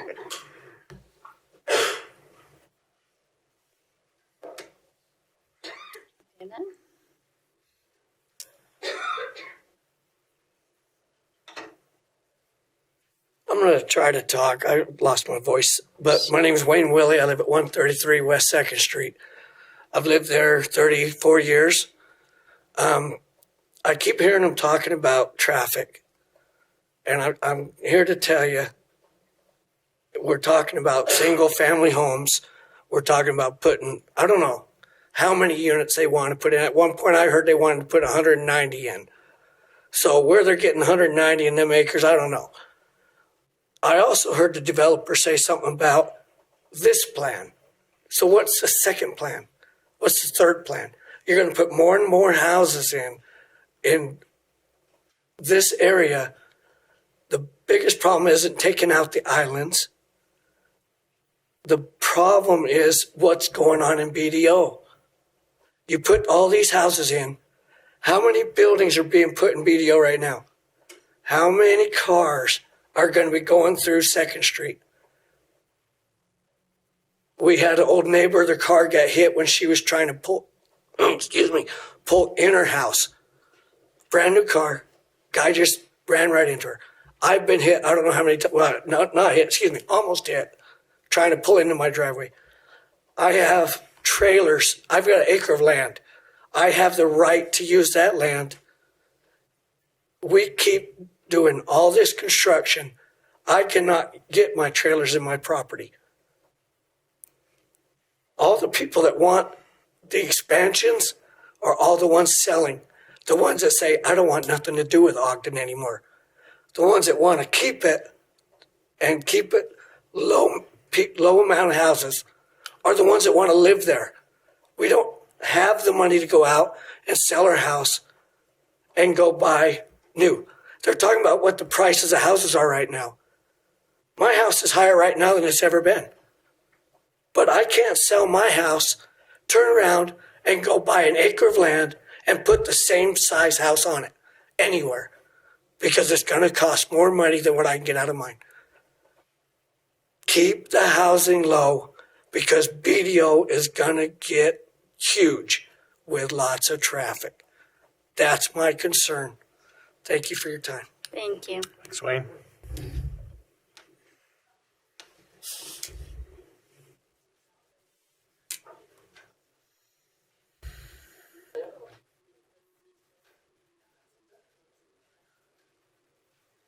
That was a hard climb. Pretty tough. Hello, my name is Jesus Montes, or Jesse Montes. I live on 142 Pingree, east of that intersection of Wall and 2nd. I'm from New Mexico originally. I've been here about 10 years. And my concern when I got this message in the mail was the traffic. I'm definitely not in any way, how can I say the word, against development, but I am against multiple home development or Looking in the slides here, I live on that Pingree Street, which is sort of has a little NASCAR turn drive there. I don't know if you guys have ever been in that area, but it goes up to some of the multi-homes at the very north end of my home. And we, as neighbors and people in the community, have put in a lot of complaints to try to get some zoning or some traffic counts in that area. And it doesn't happen. The last time that somebody said that they did a count like that, the counter unplugged and they never came back out. But the traffic through there is tremendous. For the people that live in that area, I can now go to the technical school down the road there, and I travel every morning at 8 o'clock in the morning. And even for me to make a right turn onto 2nd Street from Pingree is pretty delayed at times in the morning, a little bit before 8 o'clock, 7:30. So I can understand what the traffic is going to increase in that area. But I think as the development sounds good. I wish there would have been some pictures, because I think all of us are more into the aesthetic part of it, so we could see what kind of that would be in there. Because, I mean, I want my home to go up in value as well. And I want some of these people who can't afford to keep those homes and up to date in those areas. I could understand that it is very difficult for them as well. But I think as for the council, and you guys, a lot of people have said here, it's a tough job, and the city has a lot of things. But I think sometimes the word of the citizens goes unheard. And then when we start putting our kids in danger, that's where we have the issues at. So for somebody to say that there's been traffic counts on it, I don't know. I would love to see how many big accidents have really happened at that accident, because my first week that I lived at my home, I saw a car get hit in that intersection and it flipped completely over and was a couple of feet from that next house where a truck hit it. So just I think if it happens again, I think we need more metrics, some numbers to really give a clear view and more transparency for the people that are here. And I wouldn't have come here unless I got this paper. So thank you. I appreciate your time. Okay.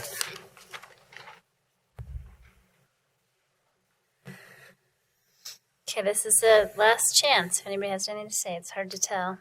People are sort of leaning forward. There's another one. Last call. Hello. I'm Terry Hicks. We built our house 2002 on Lynn School Lane, which is Lynne. All of us are pretty much the same age. I know we live in a sample neighborhood, which we did not know when we first built our home. Ogden City has done the beautification with the trees down our street, which we love. We have a lot of accidents, whether anybody knows this or not, constantly at the intersection of 2nd and Wall, and that has always been a problem. The other thing is when they've done construction on Wall and they diverted the traffic through our neighborhood, a lot of people didn't know our neighborhood existed, and we started getting a lot of break-ins on vehicles and in the houses. And as far as the vehicles go, the neighbors are pretty good. We tell each other, but not everybody calls the police about it. But I can see maybe single homes, but not apartments. We need to figure out what to do about all the accidents and getting in and out of, whether it's on the side street of Wall or 2nd and Wall. And if you have a bunch of apartments, how are they going to get on the road? They can't get on the road now. I mean, that doesn't make any sense. So I wish that more people would come and talk to the neighbors in our neighborhood that have lived there. And to hear that somebody has been around talking, we're asking each other, has anybody talked to you guys? No. I don't know who they're talking to. But the traffic and the crime is a big concern for us. Okay. Thank you. That's it. Thank you.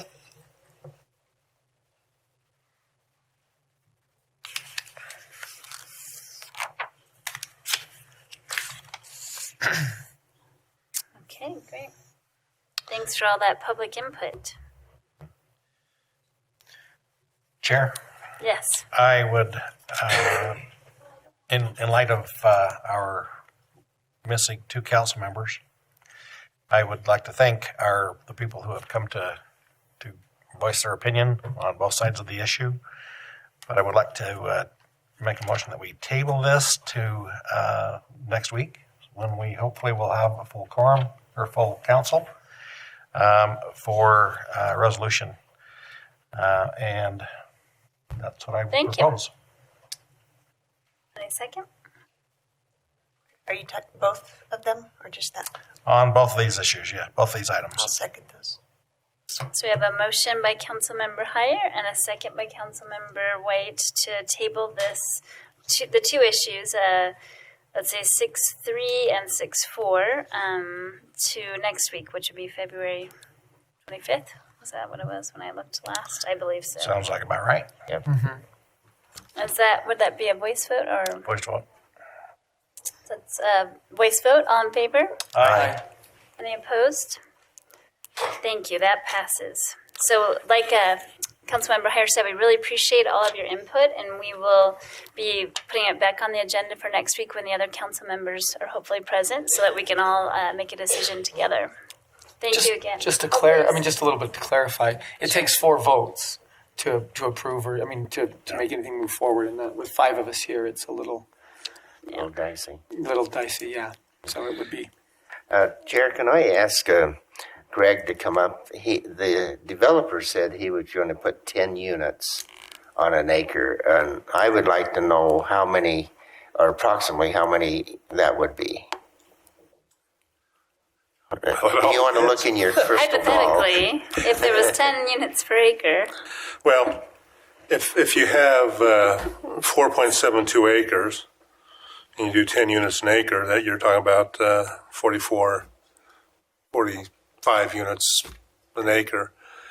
45 units. Yeah, total. The problem with that is you can just do that, but all of a sudden, a lot of it depends on what's your road configuration, a lot of different things of can you really reach that. Yeah. But that's optimal then. 45 would be max. Yeah. Okay. I'd like to also make a suggestion, maybe for next week. There has been a lot of talk about traffics and accidents on the corner of 2nd and Wall. Mark, would it be possible to maybe check with the police and see if within maybe a year's time or 2 years' time, how many accidents and has happened in that area? Yes, we can have that for next week. Okay. And to me, it seems a little bit, I'm not trying to discount that this would not add additional traffic, but it seems like the traffic needs to be dealt with regardless of what happens.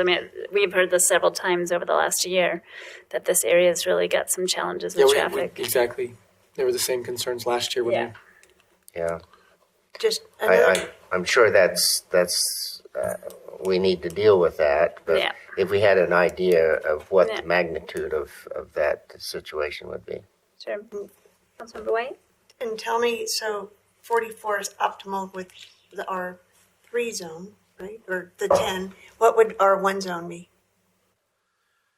As it's zoned now. So if it was done as a standard subdivision, generally you would be able to get 23 lots out of it, discounting for the roads. So if you just took straight acreage, you say, okay, you can get 34 units. If it's just a straight single-family subdivision. But generally, you take 25% of the land area for roads, so that would give you 23 lots possibly under the R1 zone. Okay. Thank you, Greg. Okay. Move on to the next item. So we have the proposed rezone at 206 13th Street, and we have presenting Greg Montgomery. Should we have a family day? I'm going. I know.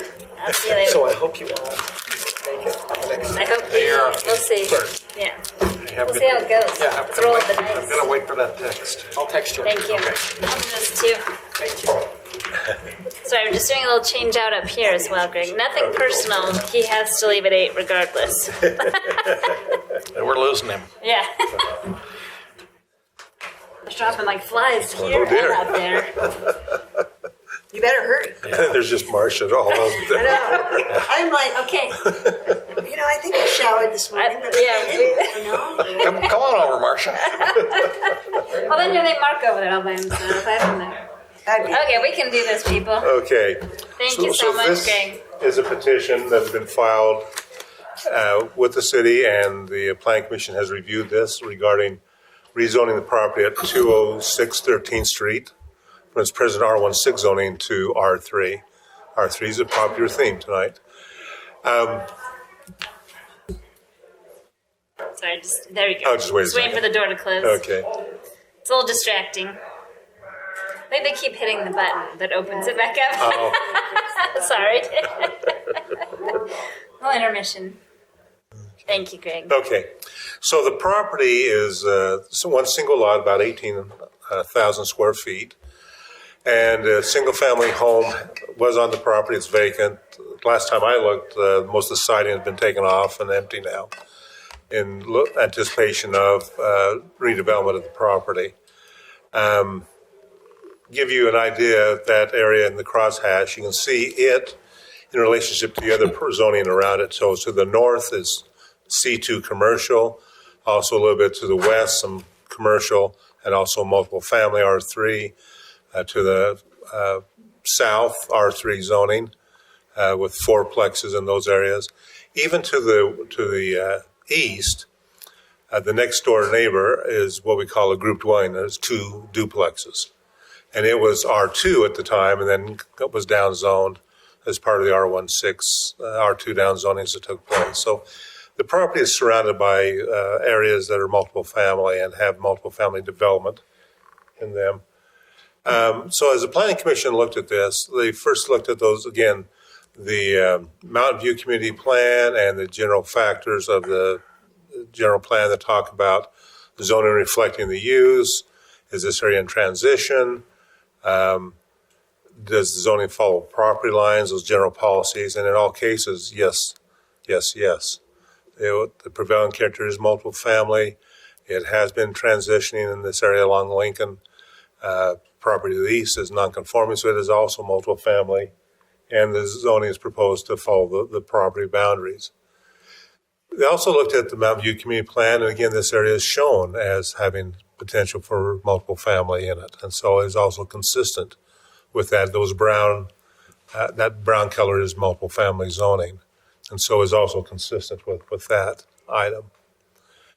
Gives you an idea of the transitions that have been taking place in terms of the types of development going on, and the fact this is going the opposite of what we talked about earlier. This is not isolated in neighborhood. This is getting more in character with how that area has developed along Lincoln Avenue. So the Planning Commission's recommendation to you is 6-0 to approve the rezoning to R3. Any questions? It's easier with less people. Look at. Well, the work session was very informative. It seems like kind of a no-brainer. So thank you for the info. No brains is mainly what I do. Oh.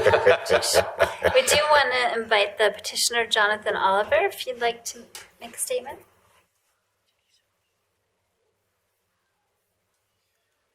My name is Jonathan Oliver. I appreciate you, Greg. Thank you. I'll keep it short. It's been a long night for everyone.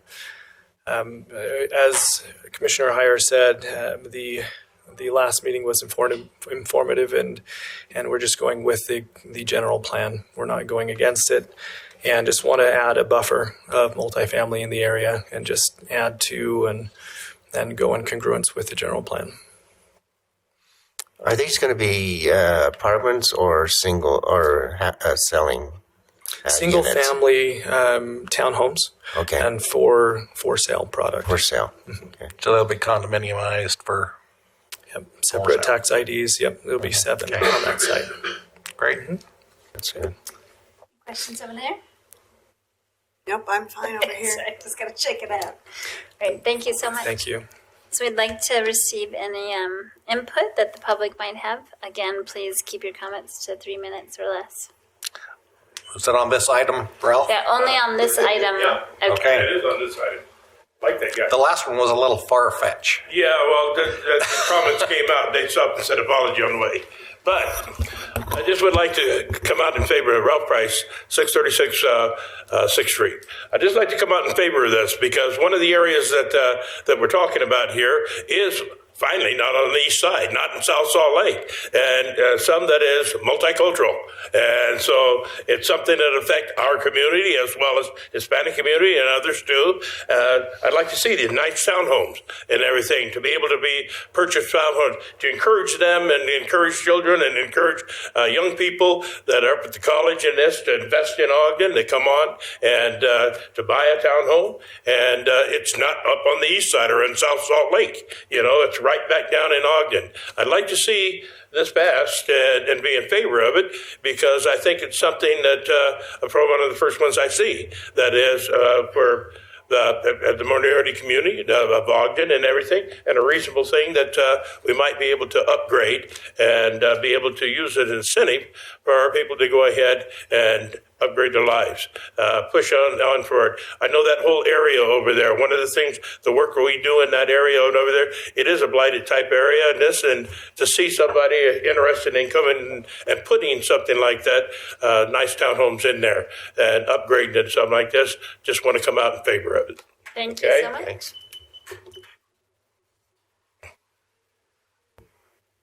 See no other movement out there. Would anybody like to Sure. motion? Yeah, I'll make a motion, Chair. I'd like to propose that we adopt ordinance 2020-6. I second it. Thank you. So we have a motion by Councilmember Heyer and a second by Councilmember Stevens to adopt proposed ordinance 2020-6. It's a roll call vote. Councilmember Heyer? Aye. Councilmember Stevens? Aye. Councilmember White? Aye. Chair Chaburka? Aye.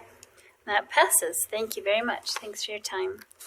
So now we'll have another report from Greg Montgomery around proposed rezone at 117 Doxey Street. Chair, I'd kind of like to mention that it's really nice when developers come in and they want to do some redevelopment of the property and they don't want tax increment. That is great. We appreciate that very much. Thank you, Mr. Oliver. So this is another petition which has been filed with the city, and the planning commission is forwarding the recommendation on to you. This is the property at 117 Doxey Street, and the request is to rezone property from present C2 zoning to an R4. As you can see on this map, that yellow area is the property in question. It's right on the edge of commercial versus the residential. It has its frontage on Doxey. It's a vacant lot. Has been vacant many, many years. When the state came in and did the widening on Wall Avenue, the homes that had been along Wall were taken down. Those properties have been left vacant. And the question that we had as we looked at this is what is the best use of this property? The proposal is to rezone it so a home could be built on the property. It's 6,500 square feet and would allow a single-family home under the R4 zoning. Under the commercial zoning, single-family homes are not permitted. So that is why the request is to be able to develop a home on the property. It's too small, really, at 6,500 square feet to become commercial. And as you look at the property on Wall, its depth, even if added to this, is not really what you'd want for commercial development. So it's just kind of in that no man's land of what happens to this area. And the residential is what Doxey is, what Doxey has been, and really what we see Doxey continuing to be. And so to rezone it to the R4, we feel is consistent with the area, the transition that's gone on, the new homes that have been built several years ago along Doxey, and actually Doxey was punched through. For many, many years, Doxey was a dead-end street, and that's why it just kind of languished there on the west side, because there was no way to get to the residential areas. With the development that took place, the subdivision, the street connections, this has made it a much more viable area. And so as the Planning Commission looked at this, they felt that the Jefferson Plan supports the rezoning, so single-family homes could be developed. The extension of docks, as I said, is another key factor. And so the commission is recommending 6-0 to, again, rezone this property from commercial to residential to allow the home to be built. Any questions? One of the questions that may come up All right, go ahead. is why R4? If the single-family home is being built, why rezone it R4?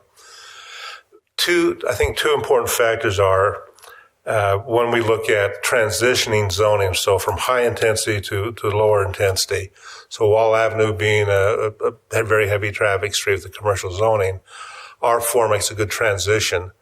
And R4 allows from single family to multiple family, and it's all based on the lot size of what could happen. So it allows that mix to occur. And so because it's the lot size is 6,800 square feet, only a single family home could be built, much like the other single family homes which are zoned R4. If in the future there may be a accumulation of properties, it would still allow that transition as R4 to still go from the higher commercial to a transition zone to the single family, which is more towards Lincoln. So that's why we looked at the R4 option rather than rezoning the properties maybe to R1. Just to be clear, though, our noticing would allow us to make it an R1. Yes, it would. So we wouldn't be prohibited from doing that. Correct. Okay.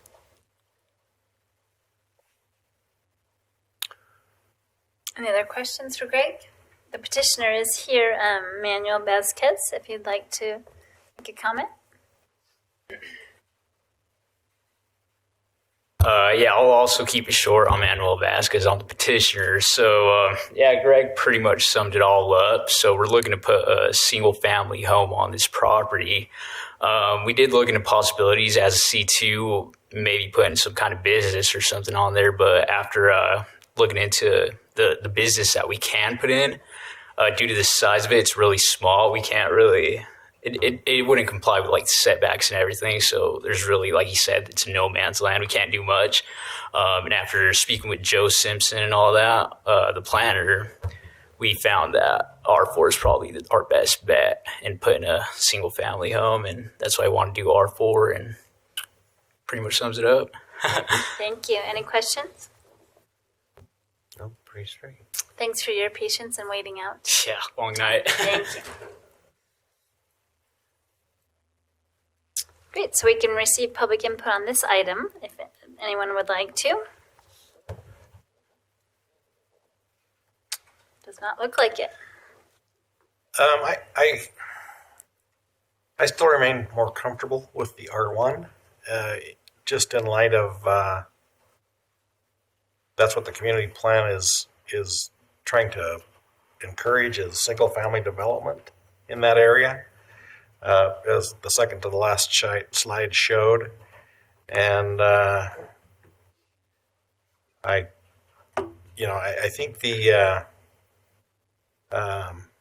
if something were to happen in the future, that some properties being accumulated, they could then look at an appropriate rezone. But I think at this point, it's more consistent to make it an R1 single-family zone rather than an R4 multifamily zone. And so I'll make a motion that we adopt Ordinance 2020-7, amending the approval to make the zone R1 single-family rather than R4.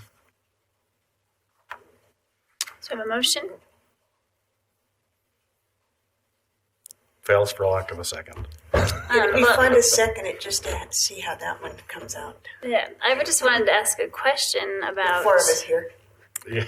Yeah, would the R1 still work for the petitioner? We didn't really get a chance to ask him that. In R6. R6? We really have. Oh, just come all the way up here because they have to record it. If I'm being honest, we haven't really looked into what we could do as an R1. So, I mean, we could probably check back in and, look at how it would go as an R1. R4 is what we were told, and based on the plans we want to do, it was. I bet we could get you an answer right now. Could he still do what he's proposing to do with an R1?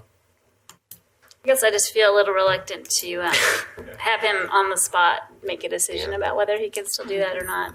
The one thing I'm not sure, I can't remember how wide the lot is. Because the R1 has wider setbacks on the side yards than the R4. And that might be why the planner recommended the And R4. so I don't know what the difference would be there. It requires 66 feet and then an 8 and a 10, right?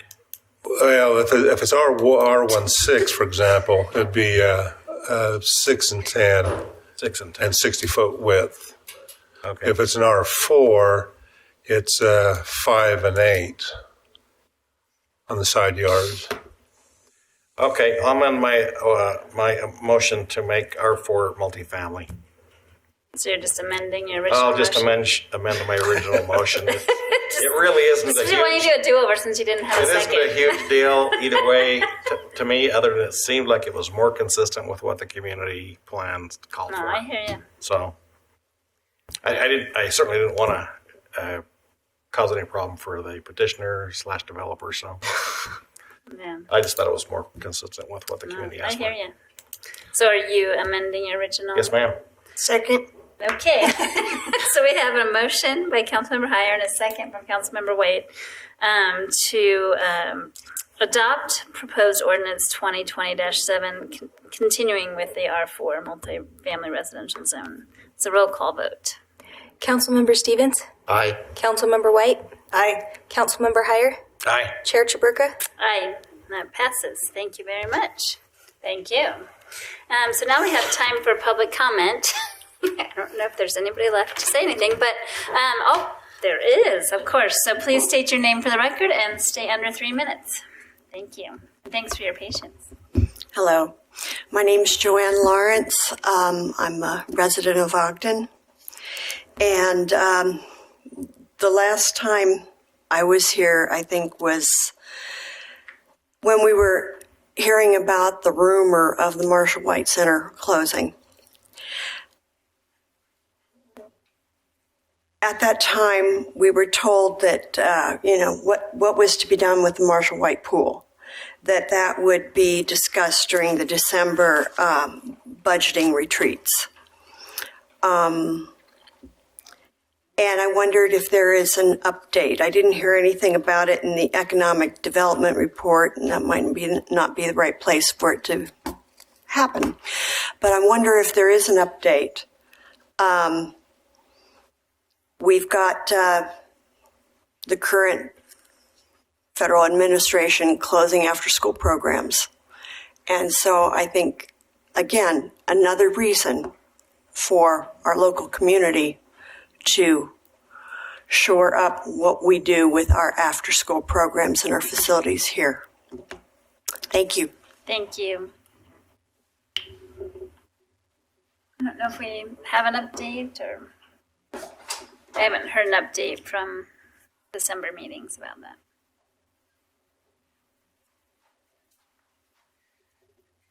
Angel Castillo. I just wanted to expound a little bit on some of the things that we talked about in the previous comment. And I'm tickled to death that out of the 4 people that were pro high density, I don't know a single one of them. And it makes me feel good that we see new faces coming here saying what I've been saying for over a year and a half, that we don't have enough affordable housing, that we need to have more housing along transit lines and things like that. And I specifically wanted to talk about what needs to happen within planning as you move to budget. I have the utmost respect for Greg Montgomery. He's ridiculously wise and he reads all the new things. He's very in touch with what other cities are doing and how growth works. And he is not getting what he needs to do his job, essentially. And we're seeing it coming up in session, in work session, and here in the meetings that we have this outdated plan and they cannot update the plan. And so I specifically said, okay, so what is it going to take? And there are a couple of options. You can find $500,000 to hire a consultant firm to update the plan for you, which will take approximately a year and a half. Or you can hire 3 planners and it'll take 2.5 years. And I am of the ilk that we really need to be proactive versus reactive. And I say we hire a consultant and hire 2 planners so that we are not left behind with where we need to be with growth. The statistics are out there. Nobody's making this stuff up. Wasatch 2050 will tell you this. You just had a realtor tell you that there's not enough housing inventory. You've had Weber Health Services tell you there is not enough affordable housing, because if you use a regular looking at what we have for Ogden as opposed to the Ogden Clearfield metro statistic, we need more housing, and we need more affordable housing, and we need not necessarily just affordable housing. We need to have housing for students, people aging in place, families starting out, and our workforce, our baristas that work at our coffee shops, our servers at restaurants, people who work at retail, Costco employees, and recent graduates who make $25,000 to $35,000 annually. That is the missing middle. We do not have missing middle, and we have many of our more affordable units that are occupied by people who should be in a different unit and leaving that lesser housing open. And we also have our affordable housing that is not inhabitable. I'm sure you've seen all those photos that Greg sent in packages of places that are sitting empty of mold, and we're doing nothing about that. So I strongly encourage you to really take a look when you go into budget to make sure that we are not going to continue to operate under a plan that hasn't been updated in over 20 years. Thank you. Thank you.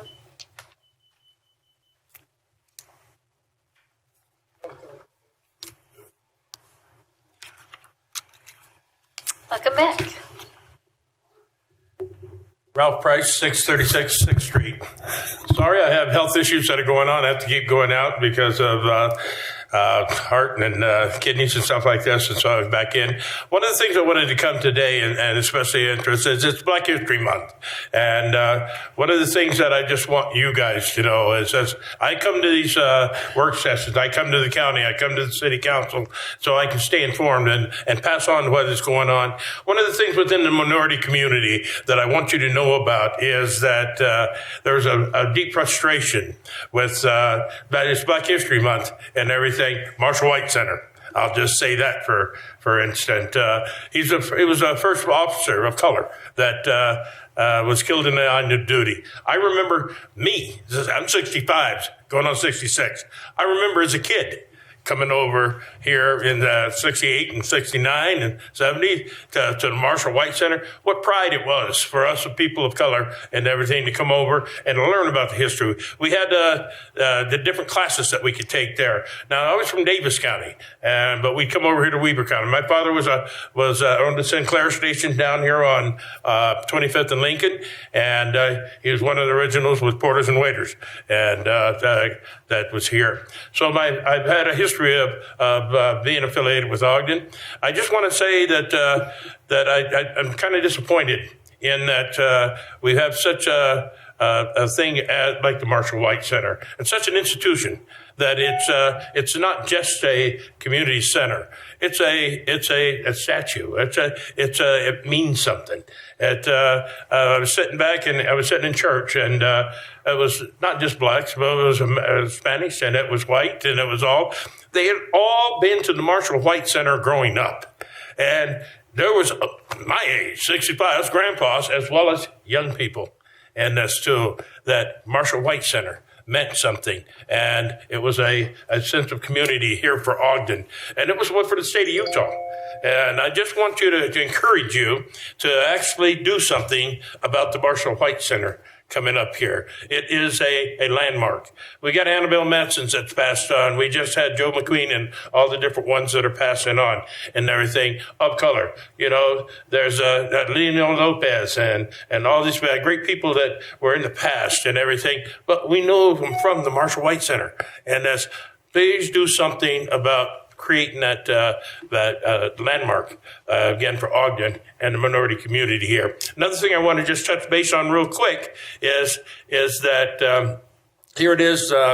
Black History Month, and I just would like to invite you guys and encourage you guys to get out to the NAACP meeting that's coming up and participate in that and be well represented there. That's people of color, the Union Center down here, and we're going to have a NAACP meeting down there and dinner. You guys need to come. All right? Thank you, Ralph. Any other comments? Okay, great. Any comments from you, Mr. Johnson? Thank you. I kind of had a flashback when I was on the Planning Commission many years ago with this group, this community that was here, because I think I was part of the vote on some of those subdivisions that went in that they weren't all that happy about then, but now seem to be happy with. So it's kind of interesting to see the evolution of how all that's began. The budget process for us starts probably before December, but we get intense in December and January, February. We keep working on it, and we don't finalize our budget probably till April. We don't bring the budget to the council till May, the first Tuesday in May. I don't think I can commit to anything or talk about anything yet because I don't even know what my revenue numbers are going to be. One of the big revenue months for us is December in sales tax because that's when a lot of people shop for Christmas. We don't get those numbers till the end of February. So we can't even start analyzing where we are financially. We are working to put together a Marshall White committee. We want to have input. I wrote your name down, and we're going to probably suggest you're one of those people on that list. But we're going to pull a committee together and start talking about ideas of what Marshall White can and should be. We are putting money in Marshall White currently, not in the pool, but we're just about completing, I think, the roof. The roof cost us about $450,000. We're putting a new playground area in, new shelter. I think they're supposed to start on that the next week or two. There's other things that we've been trying to do. There's no doubt in my mind that Marshall White building needs a facelift. And that is something we're working on trying to figure out how to do. And it's really more than just a rec center. It's more of a community center, and we get that. And so that is something we're working hard towards. We also recognize the need that the community has for probably a little bigger facility in a recreation center. And so we're trying to balance those. We're doing a lot of work to try and figure that out. It's probably going to eventually end up, if the council sees it this way, as maybe going to the people this November for a vote to see if they're willing to pay a little extra property tax so that we can do those buildings and put that together. We've got a long ways to go before we get there, but we're working to try and get there. We're listening. We understand. We hear what you're saying. It seems like it should be simple, but it isn't actually as simple as it seems. There's some complication in trying to make sure we're putting the right thing in the right place, and we have the right amenities there. Marshall White will never close. Even if we build a rec center somewhere else, the Marshall White building is an institution here. Mayor Caldwell and I are committed to that. I'm pretty sure that 7 members of the city council are committed to that. So we're making progress. We're not making it very fast, and especially it's frustrated a lot of people. We haven't made it faster, but it is something we're working on, and we're hoping to maybe come with some resolve here in the next couple of months. That's my best I can answer today. But I have written your name down on the good list. Thank you. Any comments from council members? Yes, Chair. I kept thinking as I listened to the good people in the Lynn community talk about the traffic that they were experiencing on 2nd Street, and I realized this development really isn't going to make too much of an impact on, in a percentage way on the amount of cars that go up and down that street, but the fact of it is that that's a busy road. We have on our master plan, I believe it's a master planned item, but at least it's been talked about to continue North Street down through over the tracks into 400 North. It lines up perfectly in through DDO or BDO, and it might be something that we look to move that up on our schedule to get that done. As I look from the BDO side, there's a lot of vacant ground. It's easy to do when there's vacant ground. It's not so easy to do when there's not. But we ought to look at that. Normally, I think our method would be to wait for it to develop, but I don't think we can afford to wait. I think it's something we ought to look at to get going quicker than maybe when it naturally would on its own. That's all I have to say. Oh, excuse me. No. Oh, excuse me. We'll talk to you after the meeting. Okay. Thank you. Yeah, I just have a quick comment that, yes, the NAACP meeting luncheon is featuring Johnny, the Heisman Trophy winner, Rogers from Nebraska. So just in case you all want to come meet a Heisman Trophy winner, you can. Did I mention he's from Nebraska? I think you did. I believe that's February 27th. Yeah. Yep. That's interesting. Yes. I think he played for BYU. No. Wrong guy. Do you have any comments, Councilmember Stevens? I'd just like to piggyback on what Mark said. There's a lot of things that we'd like to do, and we have a whole laundry list of things that need to be addressed and taken care of. One of the ones that we heard this evening was the traffic conditions on 2nd Street. The important thing is to visualize that the reason it takes maybe longer on some of these projects is that we want to do it right, and we need to do it so it benefits the citizens of Ogden. And I think that's the key issue that we're looking at. And so, I know it's an inconvenience to maybe not have a pool there, but if we can do the improvements and look at Marshall White's and do a facelift from there, then it'll be a better structure for us. It'll be a better program for us. And all the citizens will be able to enjoy those programs that are there.